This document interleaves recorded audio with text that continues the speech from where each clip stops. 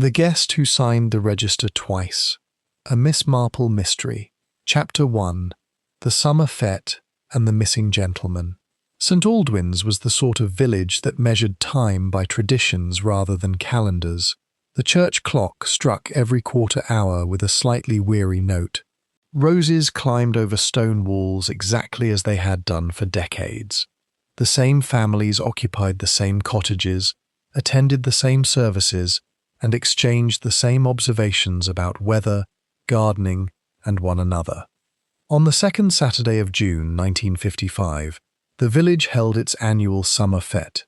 For most residents, the fete mattered nearly as much as Christmas. By 10 o'clock that morning, brightly coloured bunting stretched across the green. Tables stood beneath striped tents. A brass band from Melchester tuned their instruments near the war memorial, producing occasional bursts of uncertain music. Children ran between stalls carrying paper flags, while mothers attempted, without much success, to keep their clothes clean. Mrs. Daphne Vickers supervised the cake competition with military determination. "No fingers," she warned a group of boys. "I know exactly how many jam tarts are on this table." The boys retreated.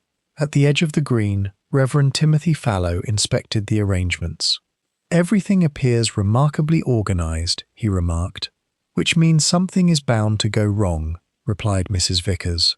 The Reverend laughed. Nearby, Miss Jane Marple sat in a folding chair beside the tea tent. To a casual observer, she appeared occupied with a piece of knitting and little else. Those who knew her better understood that Miss Marple rarely missed anything. She watched villagers arrive.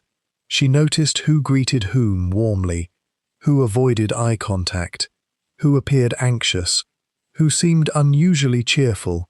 Human nature, she often reflected, followed patterns every bit as reliable as gardening. A familiar voice interrupted her thoughts. "Jane." Miss Marple looked up. "Good morning, Elspeth." Mrs. Elspeth Granger settled herself into the neighbouring chair. "Quite the crowd this year." "So it appears." Mrs. Granger lowered her voice. "Did you hear about the visitor staying at the Crown Hotel?" Miss Marple smiled faintly.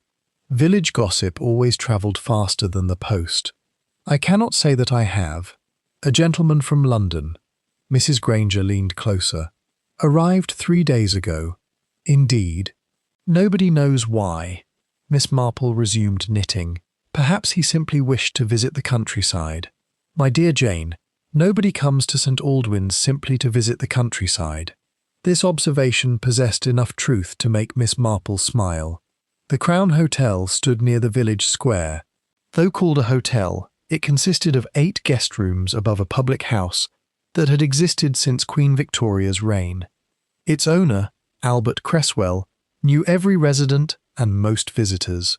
The mysterious guest had become the subject of considerable discussion. His name, according to the register, was Mr. Julian Trent. He was said to be a businessman, well-dressed, middle-aged, quiet, polite, and remarkably unwilling to discuss himself. Such characteristics inevitably inspired curiosity. By 11 o'clock, Mr. Trent himself appeared at the fete. Miss Marple observed him carefully. He was perhaps 50 years old, tall, distinguished. His silver-streaked hair and dark suit gave him the appearance of a successful solicitor or company director.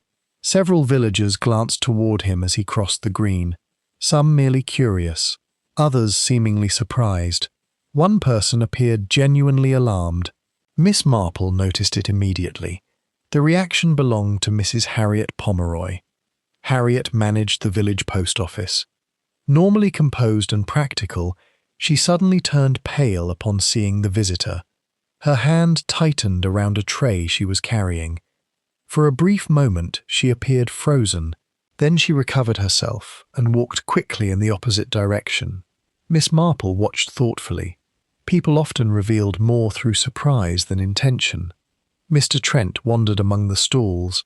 He purchased raffle tickets, complimented the flower arrangements, donated generously to the Church Restoration Fund.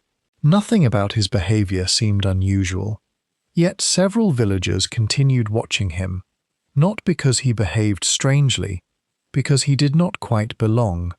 There was something difficult to define about him, an air of observation, as though he had come to St. Aldwyn's for a specific purpose. The brass band began playing. Children gathered near the maypole. The afternoon settled into cheerful routine. Then another small incident occurred. Miss Marple happened to be near the tea tent when she overheard a conversation. The speakers stood partially concealed behind a hedge. One voice belonged to Harriet Pomeroy. The other was unmistakably Julian Trent. "You should not have come here," Harriet said. Her tone was strained. "I had no choice. You promised." "I promised many things." A silence followed. Miss Marple continued knitting without appearing interested. "Please leave," Harriet said quietly. "Not until I've finished what I came to do." Another silence. Then footsteps retreated. When Miss Marple glanced up moments later, both individuals had disappeared. Interesting, she thought. Very interesting indeed. The fete continued until evening. Prizes were awarded. Speeches delivered. Children exhausted themselves. Adults consumed more tea than was probably advisable. As dusk approached, villagers gradually departed. The green emptied. The brass band packed its instruments. Workers began dismantling stalls. At approximately 7:30, Albert Cresswell left the Crown Hotel to collect several tables borrowed for the event. He expected to return within 20 minutes. Instead, he came running back through the village shortly before 8, breathless, terrified, shouting for help. The first people to reach him included Reverend Fallow and Dr. Maurice Kent. "What is it?" the doctor demanded. Albert struggled for breath. "It's Mr. Trent." "What about him?" "He's dead."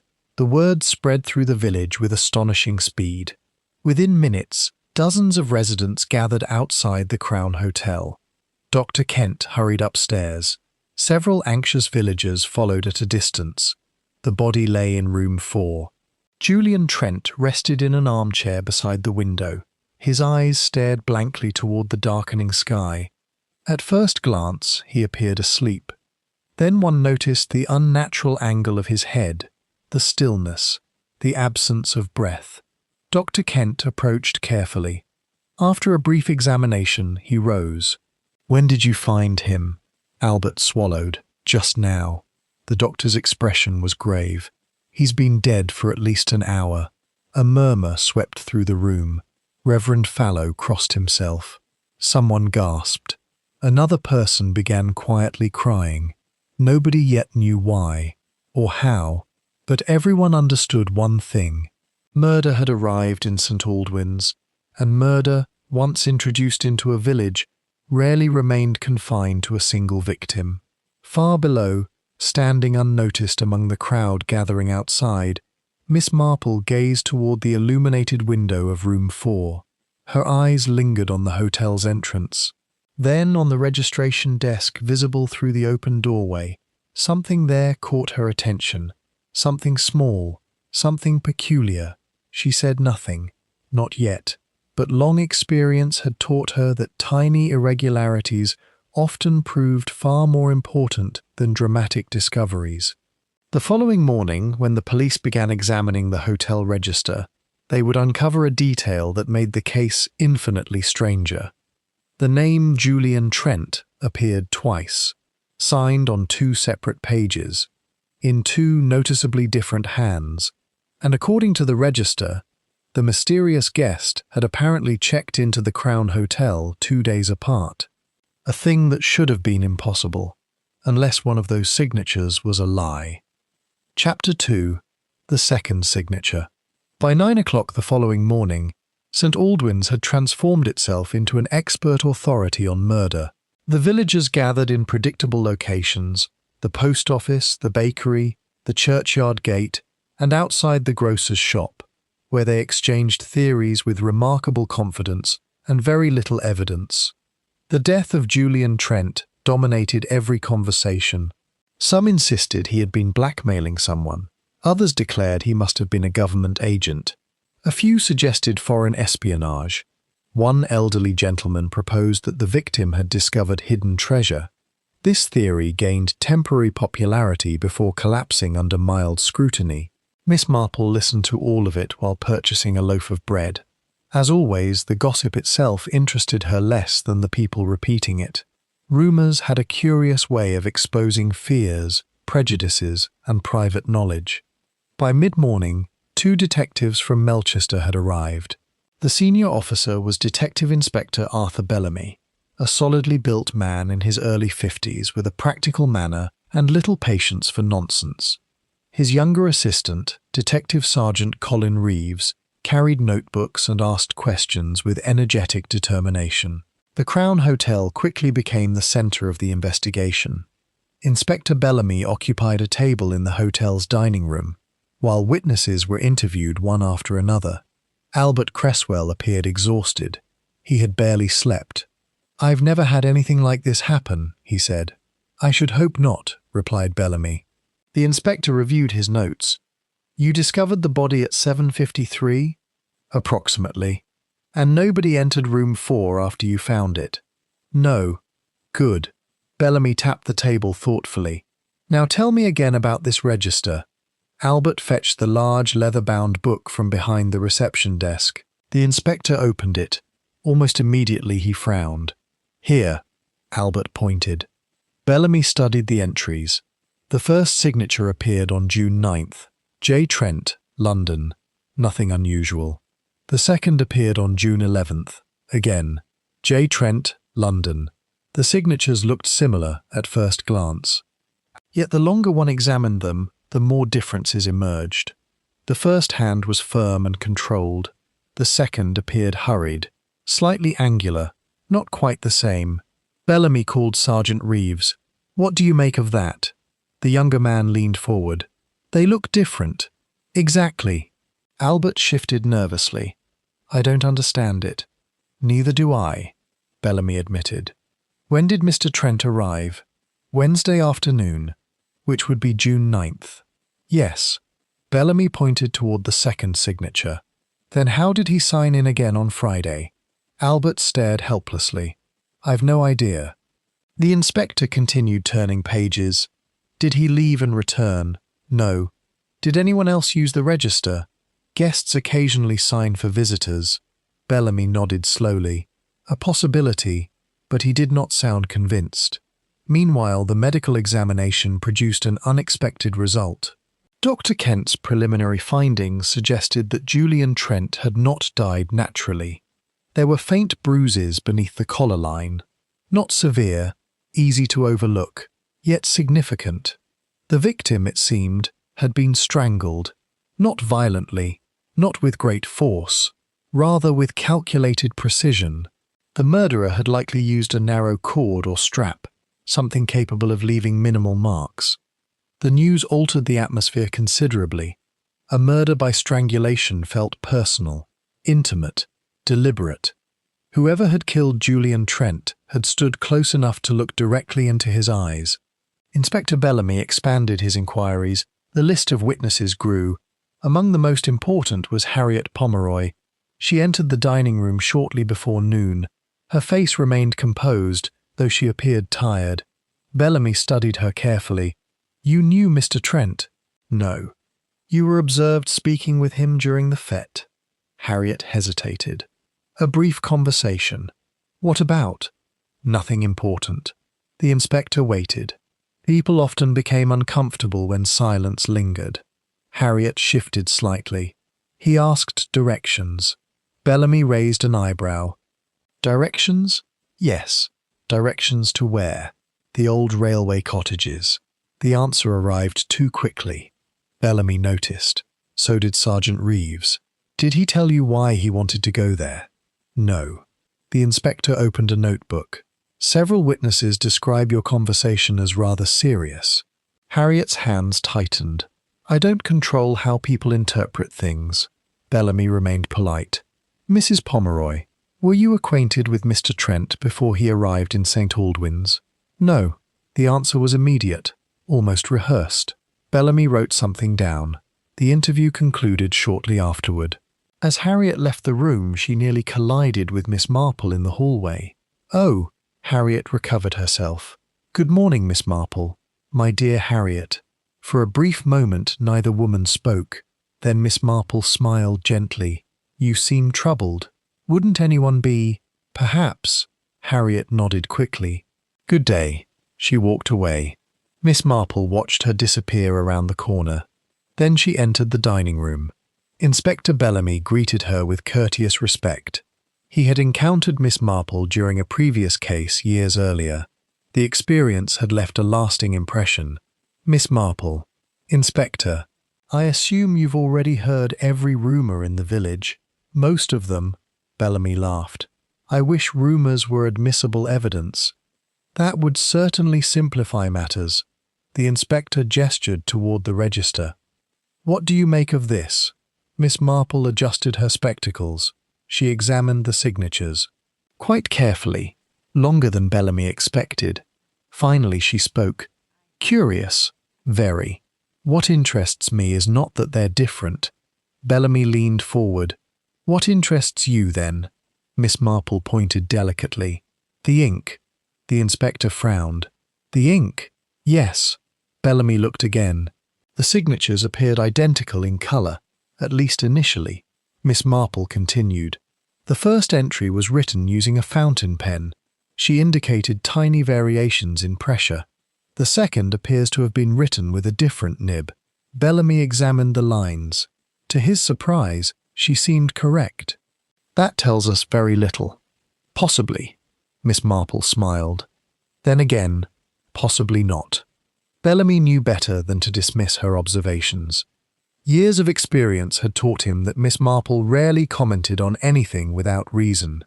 Still, the investigation required more concrete leads, and one suspect had already begun attracting attention. The suspect was Leonard Voss, a retired accountant who occupied one of the railway cottages.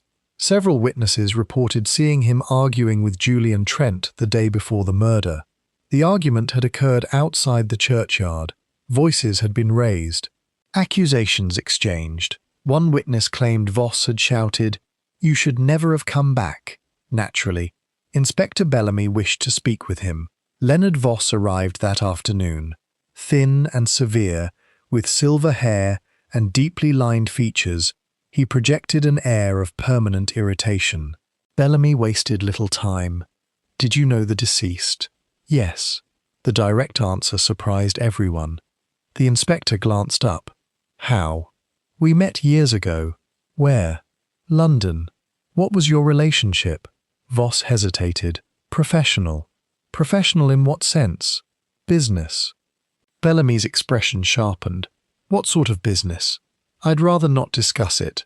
The inspector closed his notebook. "Mr. Voss, a man has been murdered." Voss sighed heavily. "Very well." He paused. 20 years ago, Mr. Trent and I worked for the same financial firm. And we disliked one another. Why? Because he was dishonest." The room became noticeably quieter. Bellamy folded his arms. "Dishonest how?" "I discovered irregularities. Fraud. Possibly."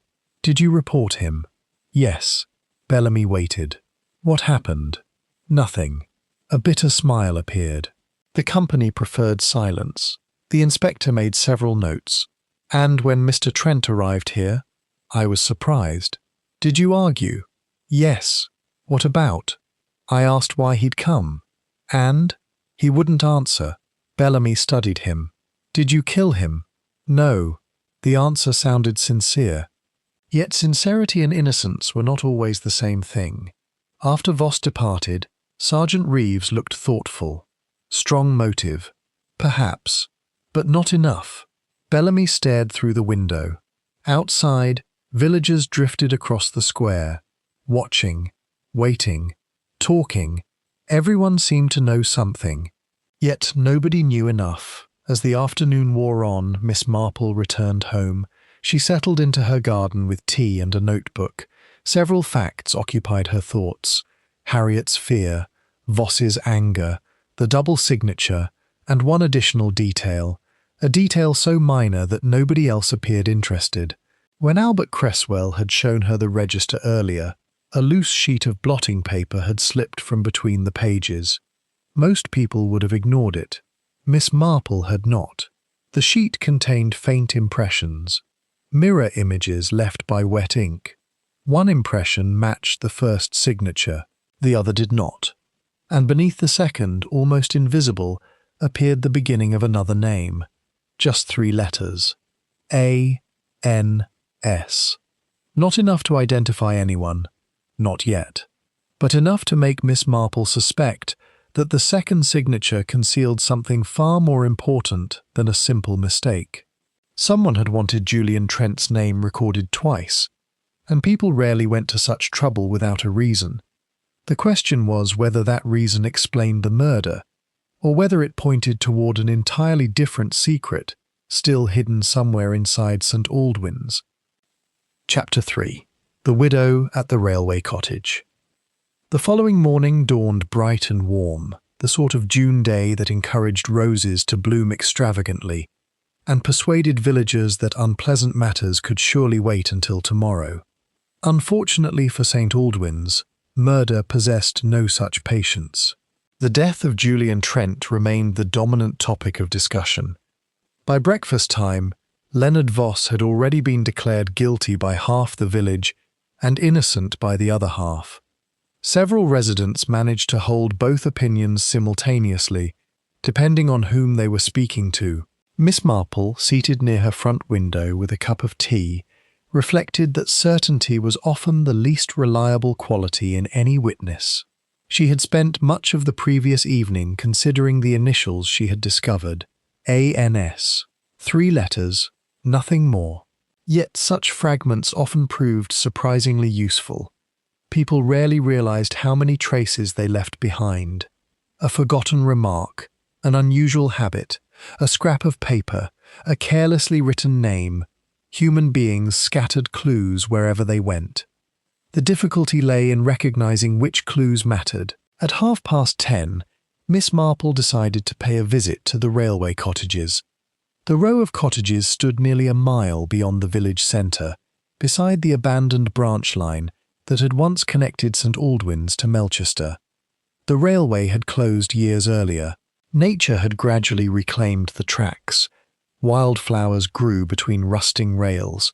The station platform sat empty beneath creeping ivy. Only a handful of cottages remained occupied. Leonard Voss lived in one.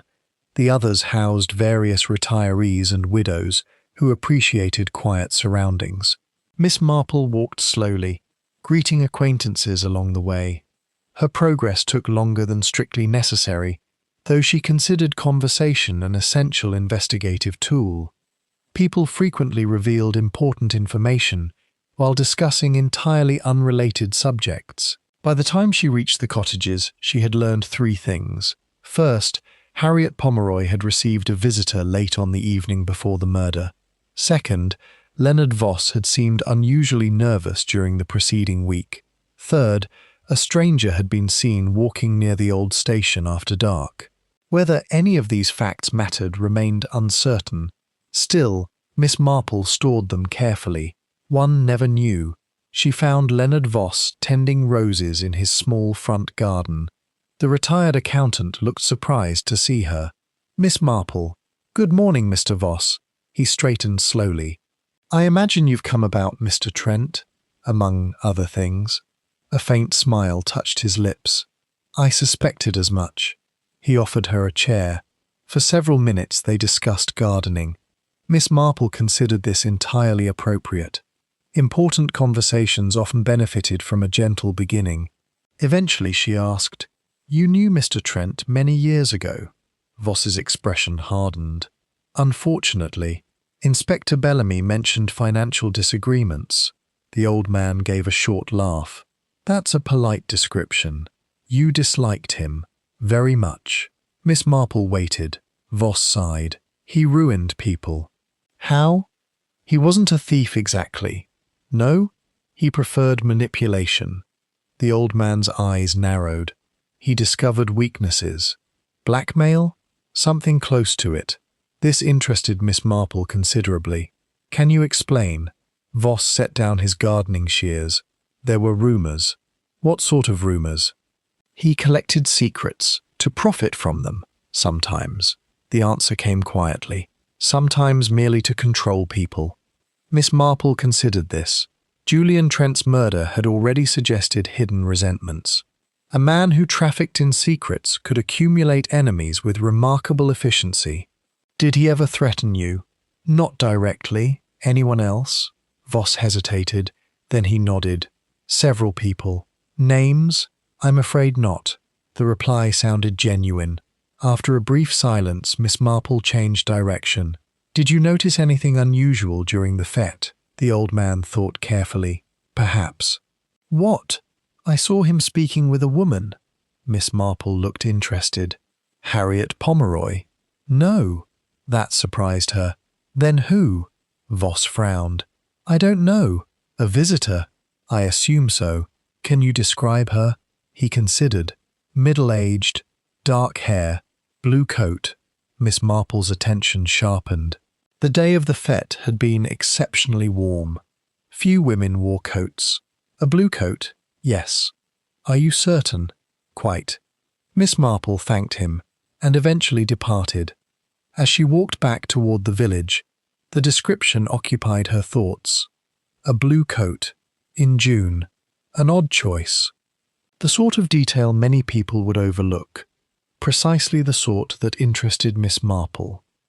The next development arrived unexpectedly. At lunchtime, Inspector Bellamy visited St. Aldwyn's post office. His purpose was straightforward. He wished to review incoming mail addressed to Julian Trent. The inspector doubted anything significant would emerge. To his surprise, something did. Harriet Pomeroy produced a small stack of letters collected from the deceased's room. Most appeared routine: business correspondence, invoices, advertisements. Then Bellamy discovered an envelope bearing no return address. Only the recipient's name, Julian Trent. The envelope had already been opened. Inside lay a single sheet of paper. No signature, no greeting. Only a brief handwritten message. You should have stayed away. This is your last warning. Bellamy read it twice, then a third time. The handwriting appeared deliberately disguised. The message itself revealed little, yet it confirmed one important point. Someone had not wanted Julian Trent in St. Aldwyn's. The inspector immediately ordered inquiries. Who had posted the letter? When? From where? The answers proved disappointing. The postmark came from Melchester. Nothing more. The investigation remained frustratingly vague. Meanwhile, Harriet Pomeroy seemed increasingly distressed. Several villagers noticed, including Miss Marple. The postmistress appeared distracted. She forgot appointments, misplaced parcels, answered questions incorrectly. Such behavior was entirely unlike her. Late that afternoon, Miss Marple entered the post office. Harriet attempted a smile. Good afternoon. My dear Harriet. Miss Marple selected several stamps. Then she said casually, I hear the inspector found an interesting letter. The reaction was immediate. Harriet's face lost colour, only briefly. Yet long enough. Miss Marple observed everything. Yes, Harriet said. I believe he did. A silence followed. Harriet busied herself arranging papers. Far too busily. Miss Marple spoke gently. You knew Mr. Trent before he came here. The papers stopped moving. For several seconds neither woman spoke. Then Harriet whispered, No. The answer lacked conviction. Miss Marple sighed inwardly. People often believed lying required confidence. In reality, successful deception usually required simplicity. Harriet's denial sounded constructed, carefully prepared, and therefore suspicious. Miss Marple paid for her stamps. Before leaving, she added, Old acquaintances sometimes reappear unexpectedly. Harriet stared at her. A flicker of fear crossed her face. Then it vanished. Good day, Miss Marple. The words sounded almost like a plea. That evening brought another surprise. At approximately 7 o'clock, a woman arrived in St. Aldwyn's by taxi. Few people noticed initially. Visitors were uncommon, but not unheard of. The newcomer checked into the Crown Hotel. Inspector Bellamy learned of her arrival only because Albert Cresswell happened to mention it. The woman registered under the name Mrs. Agnes North, London. Bellamy frowned immediately. Something about the name bothered him. Then he remembered. A.N. The same initials Miss Marple had mentioned earlier when discussing the mysterious blotting paper impression. The inspector requested a meeting. Mrs. North agreed. She occupied room 6, a modest room overlooking the square.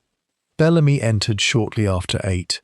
The woman waiting inside appeared calm, perhaps 55, well-dressed, composed. She possessed the self-control of someone accustomed to concealing emotion. "Mrs. North?" "Yes." "You arrived this evening." "I did." Bellamy sat opposite her. "What brings you to St. Aldwyn's?" The woman met his gaze. "Mr. Trent." The directness surprised him. "You knew the deceased?" "Yes." "How?" A long pause followed. Then she answered, "I was once engaged to marry him." Bellamy blinked. This was entirely unexpected. "How long ago?" "Nearly 30 years." "Did you remain in contact?" "No." "Then why come now?" Mrs. North folded her hands. "Because I received a letter." The inspector leaned forward. "What letter?" She opened her handbag. Inside was an envelope and a sheet of paper. Bellamy read it carefully. The handwriting appeared familiar, not because he recognized the writer, because he had already seen something remarkably similar.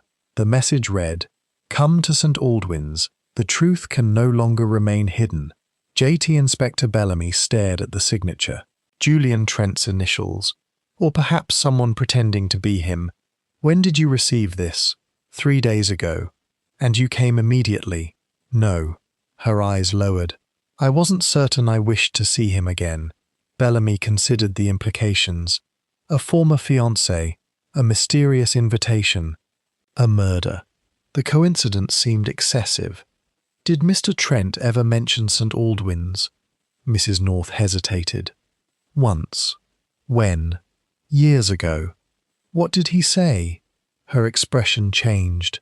Not fear, not grief, something closer to regret. "He said there was a mistake he'd spent his life trying to forget." Bellamy's pulse quickened. "What mistake?" "I never learned." The inspector left the interview deep in thought. Below, in the hotel lounge, Miss Marple happened to be taking tea. Bellamy approached her. "An interesting development." "So I gather." He sat down. "A woman has arrived." Miss Marple smiled faintly. "Mrs. Agnes North." Bellamy looked startled. "You know her?" "No." "Then how?" "My dear inspector." Miss Marple stirred her tea. "The village has been discussing her arrival for nearly an hour." Bellamy laughed despite himself. "Fair enough." He summarized the interview.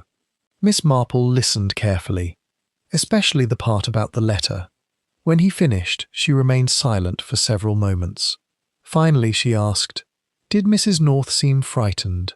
"No." "Angry?" "Not particularly." "Then what?" Bellamy considered. "Sad."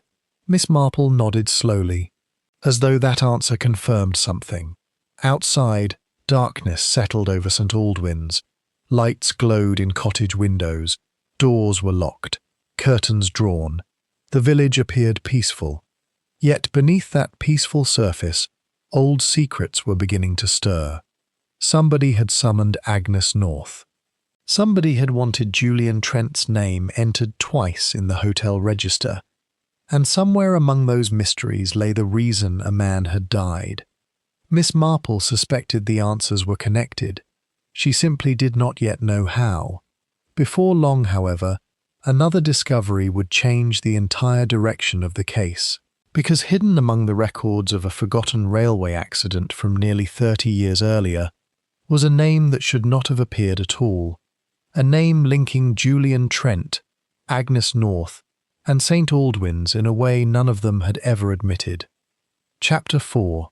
The Forgotten Accident. The following day brought rain. Not the dramatic sort that arrived with thunder and wind, but a steady, determined rainfall that turned roads glossy and persuaded villagers to remain indoors whenever possible. Miss Marple welcomed it. Rain often slowed life sufficiently for people to think, and occasionally for them to talk. By 9:30 she had already received 2 visitors. The first was Mrs. Elspeth Granger, who arrived with a basket of scones and a collection of theories. The second was Inspector Bellamy, who arrived with facts. Miss Marple preferred the latter, though she recognised the occasional usefulness of the former. Bellamy accepted tea and settled into a chair near the fire. "You were right," Miss Marple looked over her spectacles. "About which matter?" "The railway cottages." "Ah." The inspector produced a folder. "I spent most of yesterday in the county archives." "How industrious." "I had help." He opened the folder. "There's an old accident connected to St. Aldwyn's." Miss Marple folded her knitting. Now they had reached the interesting part. "What sort of accident?" "A railway collision." The inspector removed several documents. "October 1927. Miss Marple nodded slowly.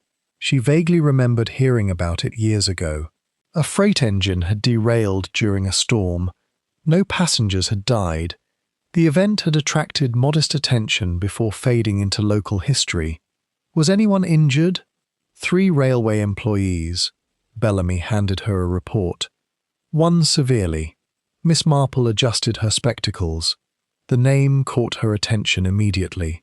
Andrew North. For several moments she remained silent. Then she looked up. "North. Exactly. Agnes North's husband?" "Yes." The inspector leaned forward. "He died 6 months later." Miss Marple studied the report. "From injuries sustained during the accident." "Officially." "Officially." Bellamy nodded. There were questions. That phrase interested Miss Marple considerably. Questions had a habit of surviving long after answers disappeared. What sort of questions? The injury report doesn't entirely match witness statements. The inspector turned several pages. The accident itself wasn't unusual. But someone tampered with maintenance records. Miss Marple's eyes sharpened. Sabotage? Possibly. Bellamy paused. The inquiry never proved anything. The room grew quiet. Rain tapped gently against the window. Miss Marple considered the implications. Andrew North, Agnes North, a forgotten accident. And now Julian Trent returning to St. Aldwyn's after decades. The connection no longer seemed accidental. "Who investigated the matter originally?" she asked. Bellamy consulted his notes. "A local solicitor assisted the railway company." "Name?" The inspector hesitated. Then he answered, "Julian Trent." Neither spoke for several moments. Outside, rain continued falling. Inside, the significance of the discovery settled slowly between them. At last, Miss Marple said, "I see." Bellamy nodded. "So do I." But in truth, neither saw clearly yet. The picture remained incomplete. Important pieces were still missing. That afternoon, Inspector Bellamy interviewed Agnes North again. She received him in the hotel's drawing room. A fire burned in the grate despite the season. Rain had introduced an unexpected chill. Bellamy placed the railway report on the table. Mrs. North looked at it once, then looked away. "You recognize it?" It was not a question. "Yes." Her voice sounded tired. "Then perhaps you can help me." A long silence followed. Finally she nodded. "What would you like to know?" "Did Julian Trent investigate your husband's accident?" "Yes." The answer came quietly. "He represented the railway company. And your husband?" "Had no representation at all." Bellamy waited. People often revealed the most when allowed space. Mrs. North stared into the fire. "When Andrew was injured, we expected the company to help." "Did they?" "No."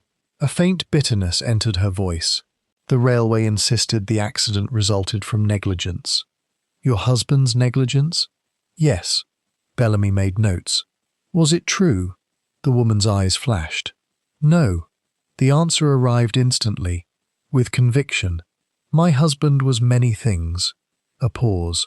but careless was not one of them. Bellamy studied her expression. This was not rehearsed anger, it was old anger, the sort that survived decades. What happened afterward?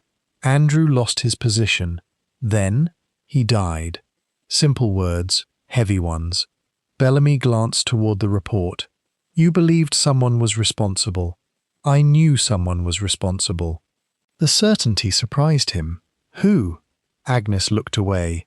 I never had proof. But you suspected? She nodded. Several people. Names? Another hesitation. Then, the railway manager. Bellamy wrote it down. Anyone else? A longer pause followed. When she finally spoke, her voice had become almost inaudible. Julian Trent. The inspector remained silent. Agnes continued. He knew the truth. What truth? He buried it. The fire crackled softly. Bellamy considered her carefully. You hated him. A faint smile appeared. Not pleasant. Not entirely bitter. Merely sad. No. Really. I spent years hating him. She looked toward the rain-streaked window. Eventually one becomes tired. Bellamy was not entirely convinced. Still, something about her manner suggested honesty. At least partial honesty. The interview ended shortly afterward. As he departed, one question continued troubling him. If Agnes North truly believed Julian Trent had helped conceal the circumstances surrounding her husband's death, why had she come to St. Aldwyn's now? To confront him? To forgive him? Or for some entirely different reason? Meanwhile, another secret was beginning to emerge, one far closer to home. Miss Marple discovered it entirely by accident. Or rather, through one of those apparently accidental events that often proved meaningful. She had stopped at the bakery shortly before closing. While waiting for a loaf to be wrapped, she overheard two women discussing Harriet Pomeroy. The conversation seemed ordinary enough. Then one remark caught her attention, and her brother arrived unexpectedly. Miss Marple looked up. Harriet had a brother, that was news. She listened carefully. The women continued. He came Tuesday evening. After all these years? Apparently. Strange timing. Very. Miss Marple purchased her bread and departed. Her thoughts remained occupied. Harriet had never mentioned a brother, not once, which in itself meant little. Families were complicated. Still, hidden relatives frequently proved significant in murder investigations. By evening, she had learned more. The brother's name was Simon Pomeroy. He lived in London. He had not visited St. Aldwyn's in over 15 years. Yet he had arrived only 2 days before Julian Trent's death. Another coincidence. Miss Marple had long ago ceased believing in coincidences, at least not in large quantities. The following morning, matters became considerably more serious. Shortly after sunrise, Albert Cresswell unlocked a storage room behind the Crown Hotel. Moments later, he shouted for help. The cry brought several people running, including Inspector Bellamy. What they discovered inside transformed the investigation. The room contained old furniture, crates and unused supplies. Nothing unusual, except for one object. A woman's blue coat, folded carefully beneath a stack of boxes. Bellamy recognized its significance immediately. Leonard Voss had described a mysterious woman wearing a blue coat during the fete. Now a blue coat had appeared hidden inside the hotel.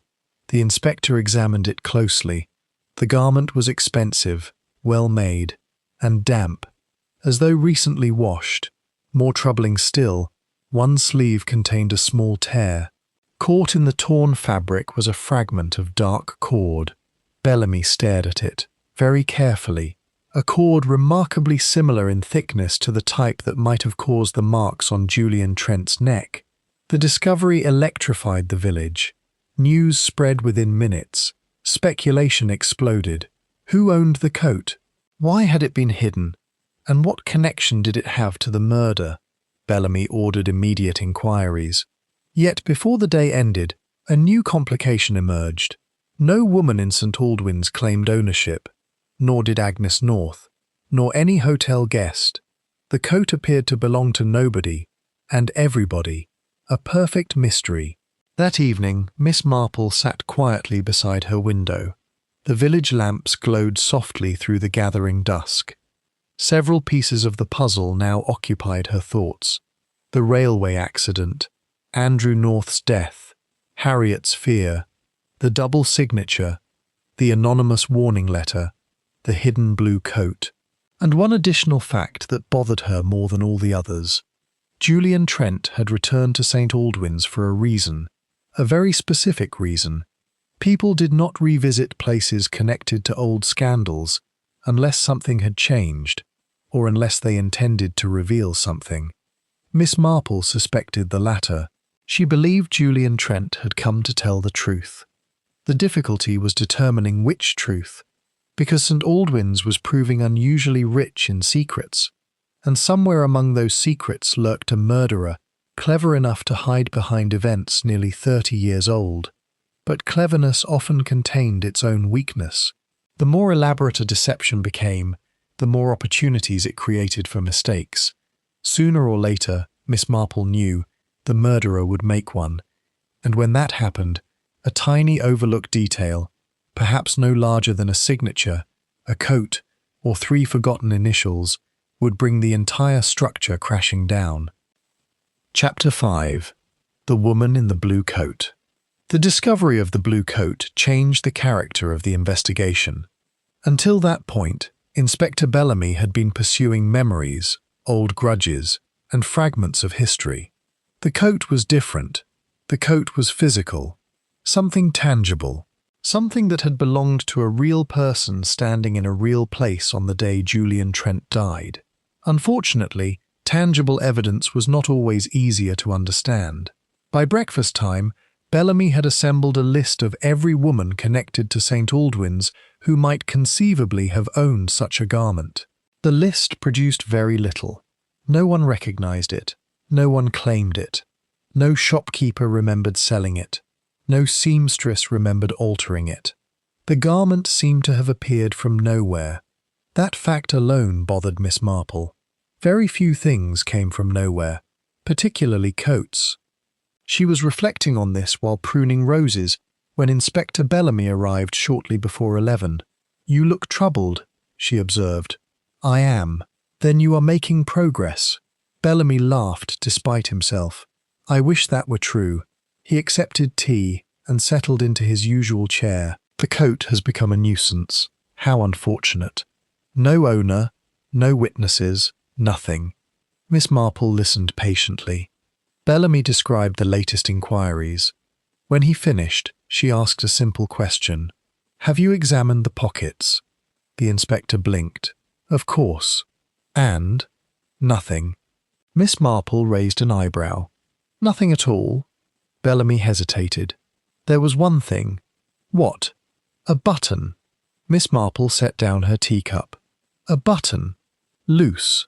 Ordinary? I assumed so. May I see it?" Bellamy produced a small envelope. Inside lay a dark button. Miss Marple studied it carefully. The button itself was unremarkable. What interested her was the thread. A tiny piece of thread still clung to one side. Green thread. Not blue, not black. Green. Miss Marple smiled faintly. "Interesting." Bellamy sighed. "I had a feeling you'd say that." That afternoon, another witness came forward. The witness was 12-year-old Peter Larkin. Like many boys his age, Peter possessed a remarkable talent for appearing exactly where he was not supposed to be. His mother frequently described him as troublesome. Miss Marple privately considered him observant. The distinction mattered. Peter informed Sergeant Reeves that he had seen a woman near the hotel storage room on the evening of the fête. This immediately attracted attention. Bellamy interviewed him at once. The boy sat upright in a chair, determined to appear reliable. "Tell me exactly what you saw." Peter nodded seriously. "A lady." "At what time?" "After the music finished." "Can you be more precise?" The boy thought. "It was getting dark." "Where was she?" "Behind the hotel." Bellamy made notes. Could you see her face? No. Why not? She was wearing a hat.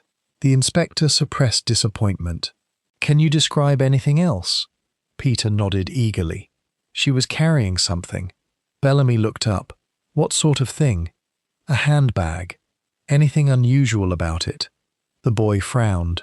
Then his face brightened. It had flowers on it. Bellamy exchanged a glance with Sergeant Reeves. At last, a useful detail. Meanwhile, Harriet Pomeroy was beginning to unravel. The strain of recent days had become increasingly difficult to conceal. She slept poorly, ate little, and jumped whenever someone mentioned Julian Trent's name. Several villagers noticed. None understood why. Harriet herself hardly understood. For nearly 30 years she had believed certain matters safely buried. Then Julian Trent had returned. Everything she feared had returned with him. That afternoon she received an unexpected visitor, her brother Simon. The siblings sat in the small sitting room behind the post office. Rain tapped softly against the window. Simon appeared older than Harriet remembered, thinner, wearier, yet the resemblance remained obvious. You should leave, Harriet said. Leave? Yes, Simon frowned. This again? You don't understand. No. His voice sharpened. I don't. Harriet rose abruptly. Then listen to me. Simon stared. Fear filled her face. Genuine fear. Whatever brought Julian Trent here hasn't ended. The room fell silent. What are you talking about? Harriet closed her eyes briefly, then shook her head. Nothing. Harriet. No. She turned away. The conversation ended there. Yet Simon departed more troubled than before. His sister was hiding something. Of that much he was now certain. Later that evening, Miss Marple paid a visit to Agnes North. The widow received her politely. Unlike many people, Agnes did not underestimate elderly ladies. Miss Marple appreciated that. They sat together in the hotel's drawing room. A fire burned softly. Outside, the rain had finally ceased. For several minutes they discussed ordinary matters. Then Miss Marple said, You loved your husband very much. Agnes looked surprised. Yes, the answer came quietly. Very much. Miss Marple nodded. I thought so. Agnes studied her. Why? My dear Mrs. North, grief leaves traces. A faint smile touched the widow's lips. You sound as though you're discussing footprints. In some respects, I am. The smile faded. Silence followed. Then Agnes spoke. Inspector Bellamy believes I hated Julian Trent. And did you? The widow considered. At one time. Not now. No. The answer sounded honest. Miss Marple believed it. Why not? Agnes looked toward the fire. Because I eventually realized he wasn't the only one responsible. This statement immediately caught Miss Marple's attention. Responsible for what? Agnes hesitated, then shook her head. I can't. Can't or won't? A sad expression crossed her face. Both. Miss Marple waited. Agnes continued staring into the flames. The conversation drifted elsewhere, yet Miss Marple left convinced of one thing. Agnes North was withholding information. Not because she feared exposure, because she feared consequences, a subtle but important distinction. The next morning brought the first major breakthrough, quite by accident. Inspector Bellamy was reviewing hotel records when Albert Cresswell mentioned something curious. I nearly forgot. The inspector looked up. Forgot what? The handbag. Bellamy frowned. What handbag? The one left in the lounge. Immediately the inspector's attention sharpened. When? The day before the fête. Bellamy stood. Why didn't you mention this earlier? Albert looked embarrassed. It didn't seem important. Describe it, the hotel owner thought. Dark leather. Anything distinctive? Flowers. Bellamy stared. Flowers? Yes. The sort stitched onto the side. Albert nodded. Exactly. Within minutes, Bellamy was searching the hotel. The handbag had been collected before the murder. Unfortunately, Albert could not remember who claimed it. But he remembered something else. A conversation. A brief one, between the woman who owned the bag and Julian Trent. The two had spoken near reception, quietly, urgently. Bellamy's pulse quickened. "Did you hear any of it?" "Only a few words." "What words?" Albert concentrated. "You promised" was one. The inspector froze.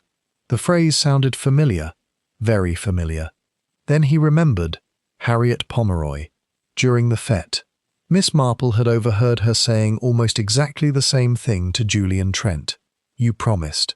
The same words, spoken by two different women, perhaps, or perhaps by one. That afternoon, Bellamy assembled his evidence. The pieces remained incomplete, yet a pattern was beginning to emerge. Julian Trent had arrived in St. Aldwyn's with a purpose. He had met Harriet Pomeroy.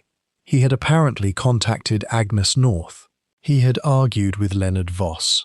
A mysterious woman in a blue coat had visited the hotel, and someone had gone to extraordinary lengths to create a second entry in the hotel register. The connections remained unclear, but one fact no longer seemed doubtful. The motive for murder did not originate in the present.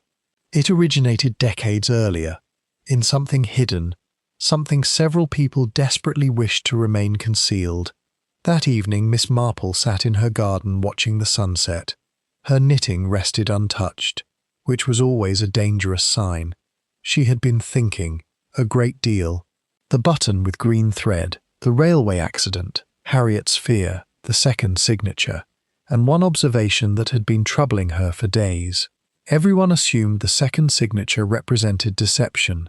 Perhaps it did, but what if they were asking the wrong question? Not, who signed Julian Trent's name? But, why was it necessary to sign it twice? The distinction seemed small, yet human nature often depended upon such distinctions. Miss Marple felt she stood very near an answer. Not the entire answer, but the edge of it, like seeing the outline of a figure through fog. One more clue, one more contradiction, and the shape would become clear. Unfortunately for the murderer, that final clue was already on its way. Because the following morning, a document long forgotten in a solicitor's archive would be discovered. A document proving that one person connected to the case had lied repeatedly to the police. And that lie would place them far closer to Julian Trent on the day of the murder than anyone had previously imagined. Chapter 6. The Letter Never Sent. On Friday morning, exactly 1 week after Julian Trent had first arrived in St. Aldwyn's, Inspector Bellamy received a telephone call from the Archives office in Melchester. The call lasted less than 3 minutes. By the time it ended, Bellamy was already reaching for his coat. The archivist had located a file overlooked during the initial search of records connected to the 1927 railway accident. Ordinarily, such discoveries amounted to little: an invoice, a duplicate report, a forgotten memorandum. This case, however, had ceased being ordinary several days ago.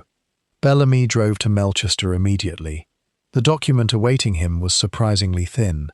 A single folder tied with faded ribbon. The cover bore the words, "North Inquiry, Supplementary Correspondence." The inspector opened it. Inside lay 3 letters. The first 2 contained routine legal discussions. The third changed everything. It had never been posted. Instead, it remained attached to the file by a rusting paperclip. The letter was addressed to a railway investigator in London. Its author was Andrew North, and its contents were explosive. Bellamy read carefully, then read again. The handwriting wavered in places, suggesting pain or weakness. The date was only weeks before North's death. Several passages immediately drew attention. Andrew North claimed he had discovered discrepancies in maintenance records shortly before the accident. More importantly, he believed someone had altered those records afterward. Not accidentally, deliberately. He named 2 individuals who might possess knowledge of the alterations. One was the railway manager. The second name caused Bellamy to sit perfectly still. Harold Pomeroy, Harriet Pomeroy's father. For several moments the inspector simply stared at the page. The rain tapping against the archive windows seemed unusually loud. At last he exhaled slowly. The investigation had just taken a significant turn. Miss Marple was watering sweet peas when Bellamy arrived that afternoon. One glance at his face told her something important had happened. "You found something." "I have." The inspector handed her a copy of the letter. She read it carefully. Her expression remained calm. Only her eyes sharpened. Harold Pomeroy. Exactly. Bellamy sat down heavily.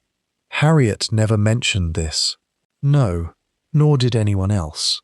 Miss Marple folded the paper. Families often conceal embarrassing history. This seems rather more serious than embarrassment. Indeed, Bellamy leaned forward. The question is whether Harriet knew. Miss Marple did not answer immediately. Instead, she looked out toward the garden. A blackbird hopped across the lawn. A bee moved among lavender blossoms. Ordinary life continuing despite extraordinary events. Finally, she said, "I think Harriet knew something." Something, not everything. The distinction interested Bellamy. Why? Because she's frightened. That much is obvious. Miss Marple nodded. Yes, but frightened people are not all frightened of the same thing. The inspector waited. She continued. Some fear discovery. Others fear consequences. Bellamy frowned thoughtfully. The difference seemed subtle, yet he suspected Miss Marple considered it important, and experience suggested she was usually correct. That evening, Harriet Pomeroy received an unexpected visitor. Inspector Bellamy. She invited him into the sitting room behind the post office. Immediately, she sensed trouble. Bellamy rarely visited without reason. He sat opposite her, placed the copied letter on the table, and waited. Harriet looked down. The color drained from her face. "You recognize it." The statement was unnecessary. Her reaction provided the answer. For several moments she said nothing. Then, "Where did you find this?" "An archive." Harriet closed her eyes. The movement seemed less surprised than resigned.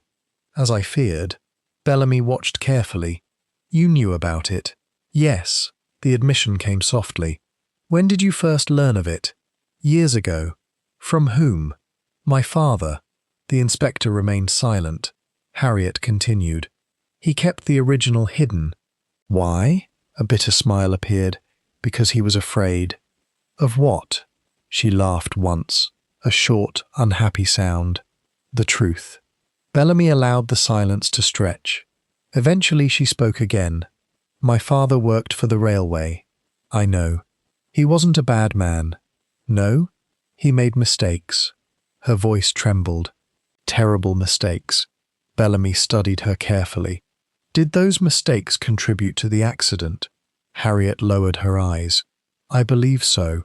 The room fell silent. Outside, a cart rattled past. Somewhere, a dog barked. Ordinary sounds. Extraordinary conversation.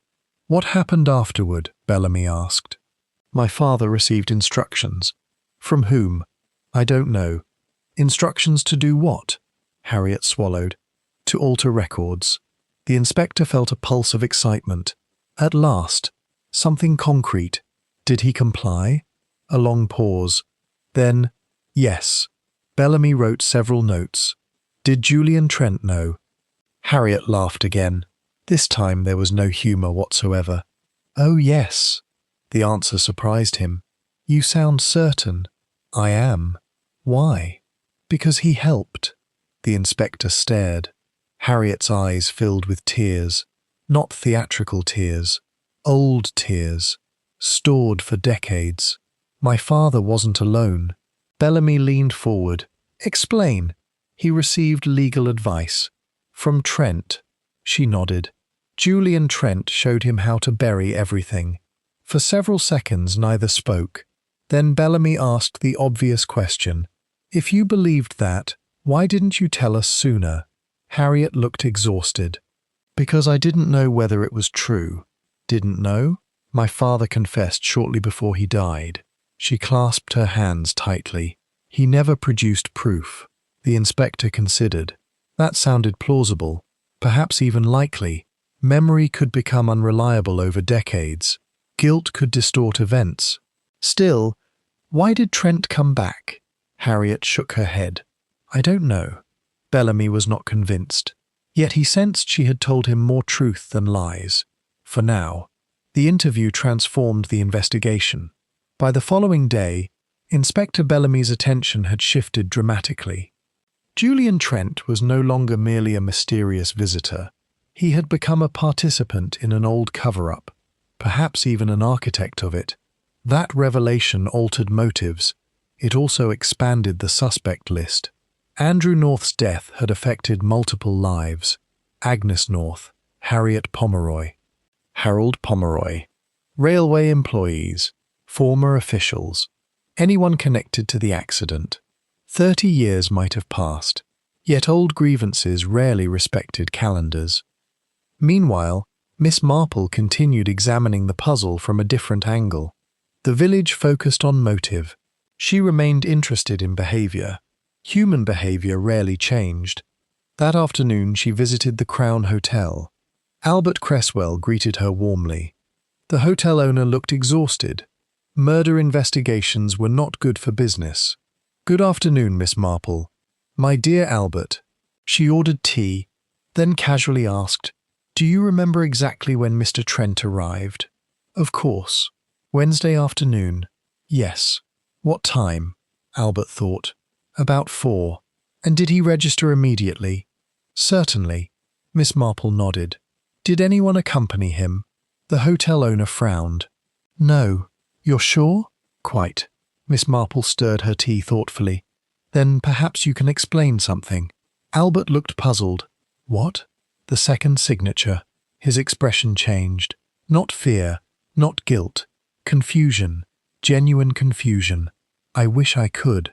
Miss Marple smiled gently. I believe you. And she did. Albert was hiding nothing. That realization proved unexpectedly useful.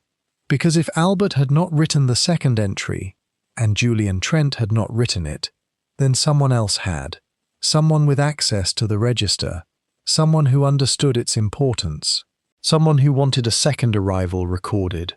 Not a departure, not a visit, an arrival. The distinction mattered, though she had not yet determined why. The next breakthrough came from Sergeant Reeves. Late that evening he arrived at Bellamy's temporary office carrying a stack of records. I found something. Bellamy looked up. What? The blue coat. The inspector sat forward. What about it? Reeves opened a notebook. The manufacturer identified the design. Good. It was sold only through 3 department stores. Bellamy nodded. And? One of them kept customer records. For the first time all day, genuine excitement entered Bellamy's expression. Go on. The sergeant pointed to a name. Bellamy read it, then read it again. The result was entirely unexpected. The coat had been purchased 4 years earlier, not by Agnes North, not by Harriet Pomeroy, not by any visitor. The purchaser was Margaret Voss, Leonard Voss's late wife. Bellamy stared. Are you certain? Quite. The inspector rose slowly. This changed everything. Margaret Voss had died 3 years earlier, yet her coat had somehow appeared hidden behind the Crown Hotel immediately after Julian Trent's murder, which meant one of two things. Either someone had borrowed the coat, or someone wanted the police to believe that they had. Neither possibility was comforting. That night, long after most of St. Aldwyn's had gone to bed, Miss Marple sat alone beside her window. Moonlight silvered the garden. The village seemed peaceful, but her thoughts were not. The case had become increasingly tangled. Old scandals, false signatures, hidden letters, the blue coat. Yet amid all the confusion, one fact continued troubling her. Not something people had done, something they had not done. When Julian Trent arrived in St. Aldwyn's, he had contacted several individuals. Harriet, possibly Agnes, certainly Leonard Voss. Why? If he intended merely to revisit the past, those meetings made little sense. No, Julian Trent had been preparing something. A disclosure, a confession, perhaps even a public revelation. And if that was true, the murderer had not acted out of revenge. The murderer had acted out of fear. Miss Marple was becoming increasingly certain of it. Somebody had believed Julian Trent was about to expose a secret dangerous enough to kill for, and before many more days passed, another death, or an attempted one, would prove just how desperate that person had become. Chapter 7. The Midnight Intruder. The attempted murder occurred 3 nights after the discovery of Andrew North's unsent letter. It was shortly after midnight. Most of St. Aldwyn's slept peacefully beneath a cloudless sky. The rain had finally passed. Moonlight washed the village in pale silver. Only a handful of windows remained illuminated. One belonged to Inspector Bellamy, another belonged to Miss Marple, the third belonged to Agnes North. It was Agnes who heard the sound first. A faint scrape, then another. She sat upright in bed. For several moments she listened. Silence returned. She almost convinced herself she had imagined it.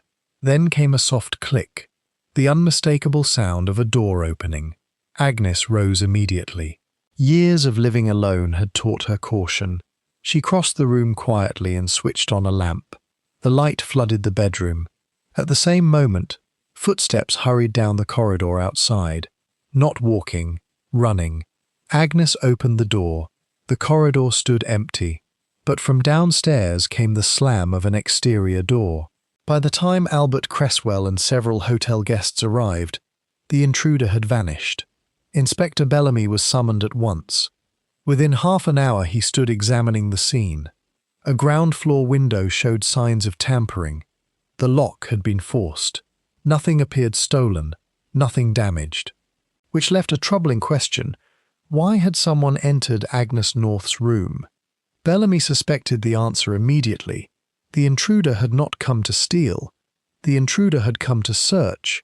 Or worse. Agnes herself appeared remarkably calm, far calmer than most people would have been. Bellamy noticed. "So you weren't frightened?" The widow considered. "I was startled. Not frightened. No." The answer surprised him. "Why not?" Agnes looked toward the darkened corridor. "Because I think I know what they wanted." Bellamy's attention sharpened. "What?" "A letter." The inspector sat forward. "What letter?" For several moments she remained silent. Then she sighed. "I suppose it can no longer matter." From her handbag, she produced a folded envelope. Bellamy recognized it immediately. The same envelope she had shown him earlier. The one supposedly sent by Julian Trent. "Not that letter," she said. "Another." Carefully, she unfolded a second sheet of paper. Older. Worn. The creases suggested decades of storage. Bellamy read. The letter was dated November 1927, only weeks after the railway accident. Its author was Julian Trent. Its recipient was Agnes North. The contents were brief, yet devastating. The letter admitted uncertainty regarding the railway inquiry. Trent acknowledged discrepancies in evidence. He confessed doubts about the official findings. And most importantly, he promised to continue investigating privately. Bellamy looked up. "Why didn't you show me this before?" Agnes met his gaze. "Because I wasn't certain it mattered." The answer was not entirely convincing, but Bellamy understood something else. The letter proved that Julian Trent had not completely buried the truth. At least privately, he had suspected wrongdoing, and someone now appeared desperate to recover that evidence. The following morning, the attempted break-in became the village's newest obsession. Speculation flourished. Theories multiplied. Nobody possessed facts. Miss Marple listened quietly. By now, she had reached a stage familiar from previous investigations. The evidence no longer lacked quantity. It lacked arrangement. The pieces existed. They simply remained in the wrong order. Human nature often worked the same way. One did not solve mysteries by discovering new facts. One solved them by understanding existing ones correctly. Shortly before noon, she received a visit from Leonard Voss. The retired accountant appeared unusually agitated. "I need your advice." Miss Marple looked surprised. My advice? Yes. He sat heavily. For several moments he seemed uncertain how to proceed. Finally, I haven't been entirely honest. Miss Marple folded her hands. No? Voss stared at the carpet. I told Inspector Bellamy I hadn't seen Julian Trent for years, which was untrue. The old man nodded. Yes. Miss Marple waited. Eventually he continued. We met 6 months ago. This interested her greatly. Where? London. Why? Voss hesitated. Then, he contacted me. The revelation altered several assumptions immediately. Miss Marple remained silent, encouraging him to continue. He wanted information. About the railway accident? Yes. Why? Voss laughed bitterly. Because his conscience finally awakened. Miss Marple said nothing. The old man shook his head. Too late, of course. Perhaps. No. His voice hardened. Far too late. A long silence followed. Then Miss Marple asked, Did he discover anything? Voss looked uncomfortable. Possibly. What? He believed someone else was involved. Miss Marple's eyes sharpened. Someone besides Harold Pomeroy. Yes. Who? Voss hesitated. Long enough to become noticeable. Then, I don't know. This time Miss Marple did not believe him. Not entirely. That afternoon she visited the churchyard, not because she expected clues among gravestones, but because people often walked there when troubled. Her instinct proved correct. Harriet Pomeroy occupied a bench near the eastern wall. The postmistress looked exhausted. Miss Marple sat beside her. For several minutes neither spoke. Then Harriet said quietly, I suppose everyone suspects me. Miss Marple considered. Some do. Harriet nodded. Perhaps they should. The statement surprised her. Meaning? Harriet clasped her hands tightly. My father destroyed lives. Your father made mistakes. No, the response came sharply. Mistakes are accidents. Her voice trembled. He knew exactly what he was doing. Miss Marple remained silent.